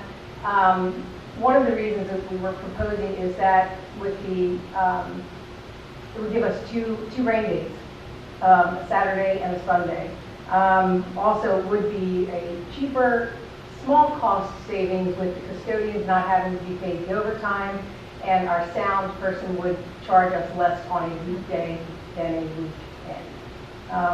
So those are, I'm just asking that, you potentially allow us to do a survey, and if the survey comes back that, that parents, students, and staff are supportive, that we would be allowed to change that date. I did speak with the Jostens representatives, and many schools in their region, which is beyond Maryland, but many schools in their region are changing their graduation dates in order to give them multiple rain dates. So we would not be alone in this adventure. However, it would be a change for us over the past, probably 20, 25 years. So, not sure what your thoughts are on The that. good news is we can use the Pixelot cameras. That's what I was going to ask. We could use the Pixelot cameras. Mr. Poore and I've had some conversations about that. The only downside we see to that is, again, it's a subscription. But it might be others that could subscribe in terms of for that month and then watch, extended relatives could watch the graduation. That's Yeah, absolutely, we want a live stream because we know that the tickets are going to be limited. Right. Mr. Ford, did you want to talk a little bit about the live streaming option that we're thinking? So we had actually prepared for that, and one of the concerns was we didn't want to lock people out behind a paywall, essentially, for graduation. If you limit it, depending on how many tickets you can give out. So we will be live streaming graduation no matter what. We've actually already purchased equipment to do it ourselves, just like here. So we have now, within the past week, we have a mobile setup where we can take it and essentially move it anywhere we'd like and live stream on the road, if you will. Do you think we might start using that for other things too, like senior awards? Yeah, I think it could actually inductions? be. I think it could be really beneficial, especially like, for example, if the middle school decides to do something at the end of the year for promoting their 8th graders. That could be an opportunity when we can live stream. I could see it used all over. Because you said it's mobile, right? It's that would be great.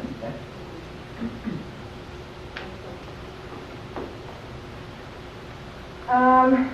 Senior Awards Night, again, we're proposing that is probably going to need to be a virtual situation simply because of the number of people that would be giving out the scholarships. The Future Aspirations Night, the fan night, the car parade worked out very well last year. The staff, the students, the parents seem to really appreciate that format, so we would like to continue that. And then in terms of prom, again, there are still some, what we're proposing is that just like last year, that we do an activity using WKHS, having the music, the call-ins. We are planning to also survey the students to see if they would like to do a prom parade. But beyond that, parents have probably elected to do some things outside of what the school is going to be able to offer. So you may have questions. No, I'm just glad that the planning has begun because we're right there. So that's great. Do you have an outdoor prom? Well, I think the nature of prom and dancing and those types of activities is not going to be permitted. I did have a very brief informal conversation with the health officer, and I do not believe that that would be supported. Now, that's not to say that parents are not going to plan their own functions, but it cannot be school supported in terms of something that we would put together. And I agree with Ms. Williams. I don't think that that is something that our health officer would support. Back on graduation for a second, sort of in line with what Washington College is doing. They're planning on an in-person, as traditional as it can be, back out on the campus lawn. Students will be limited to 2 tickets. But and other than that, but they'll live stream it. So I mean, I think we're starting to try to take some steps to get closer to what quote unquote normal was. Yeah. I'm really thrilled to hear that it will be live streamed, and I'm sure some families, especially older people who can't navigate the pictures and all that other jazz, I think that'll be great. Right. Mr. Ford, did you have that link? Oh, yes, I do. It's actually pulled up.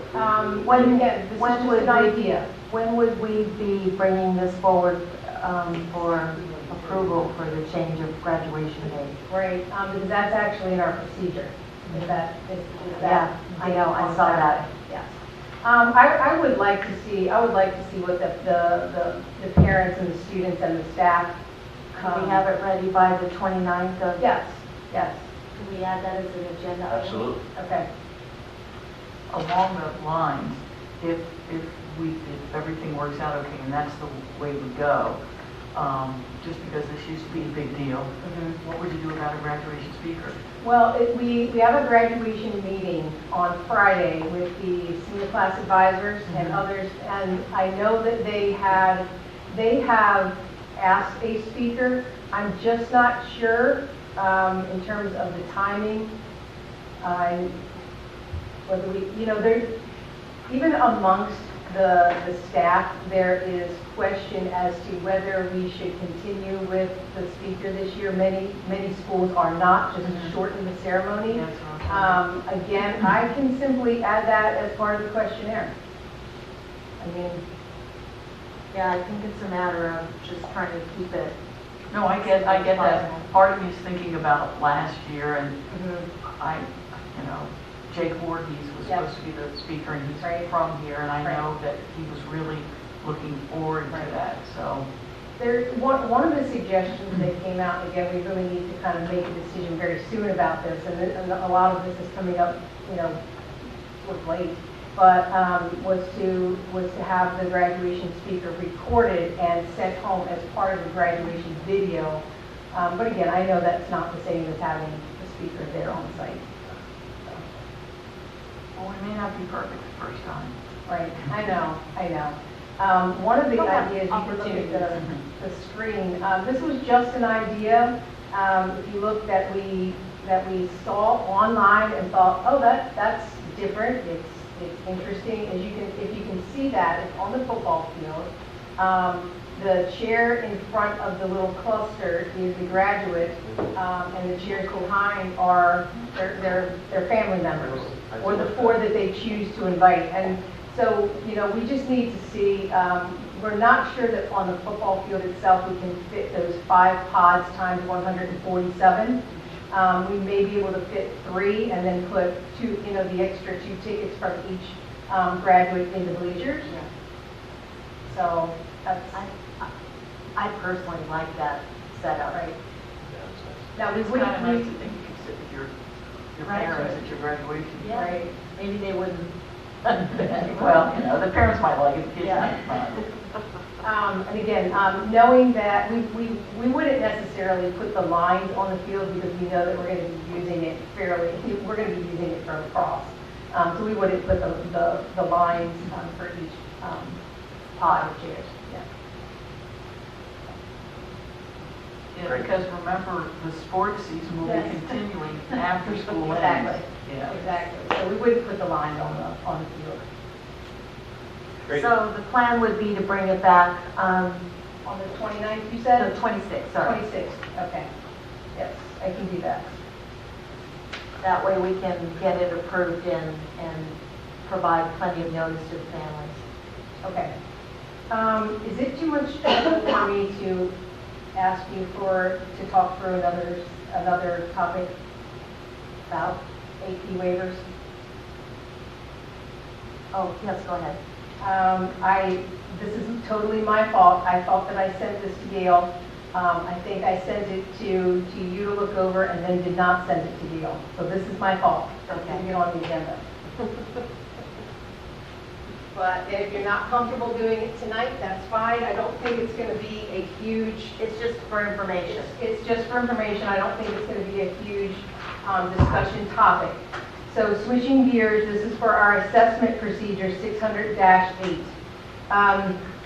In our procedure, part of the language reads, students who opt not to take the AP exam will not receive the 0.5 weight assigned to AP courses. We've operated in this manner for a number of years. What our AP teachers feel very strongly about, I'm sorry, Mr. Johnson, can you take the other two?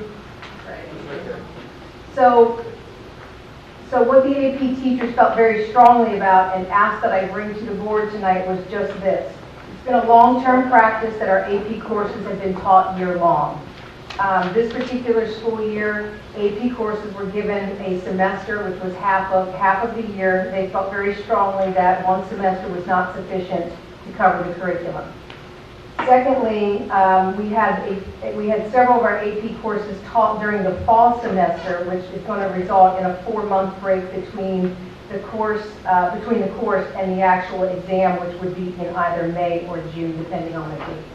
So we're asking for a short-term waiver for this May, this school year, of not taking the weighting off of students' AP exams, because that would affect their overall cumulative GPA. And as you know, this is just a procedure, so it's just informing the board and it's information only. Questions, thoughts?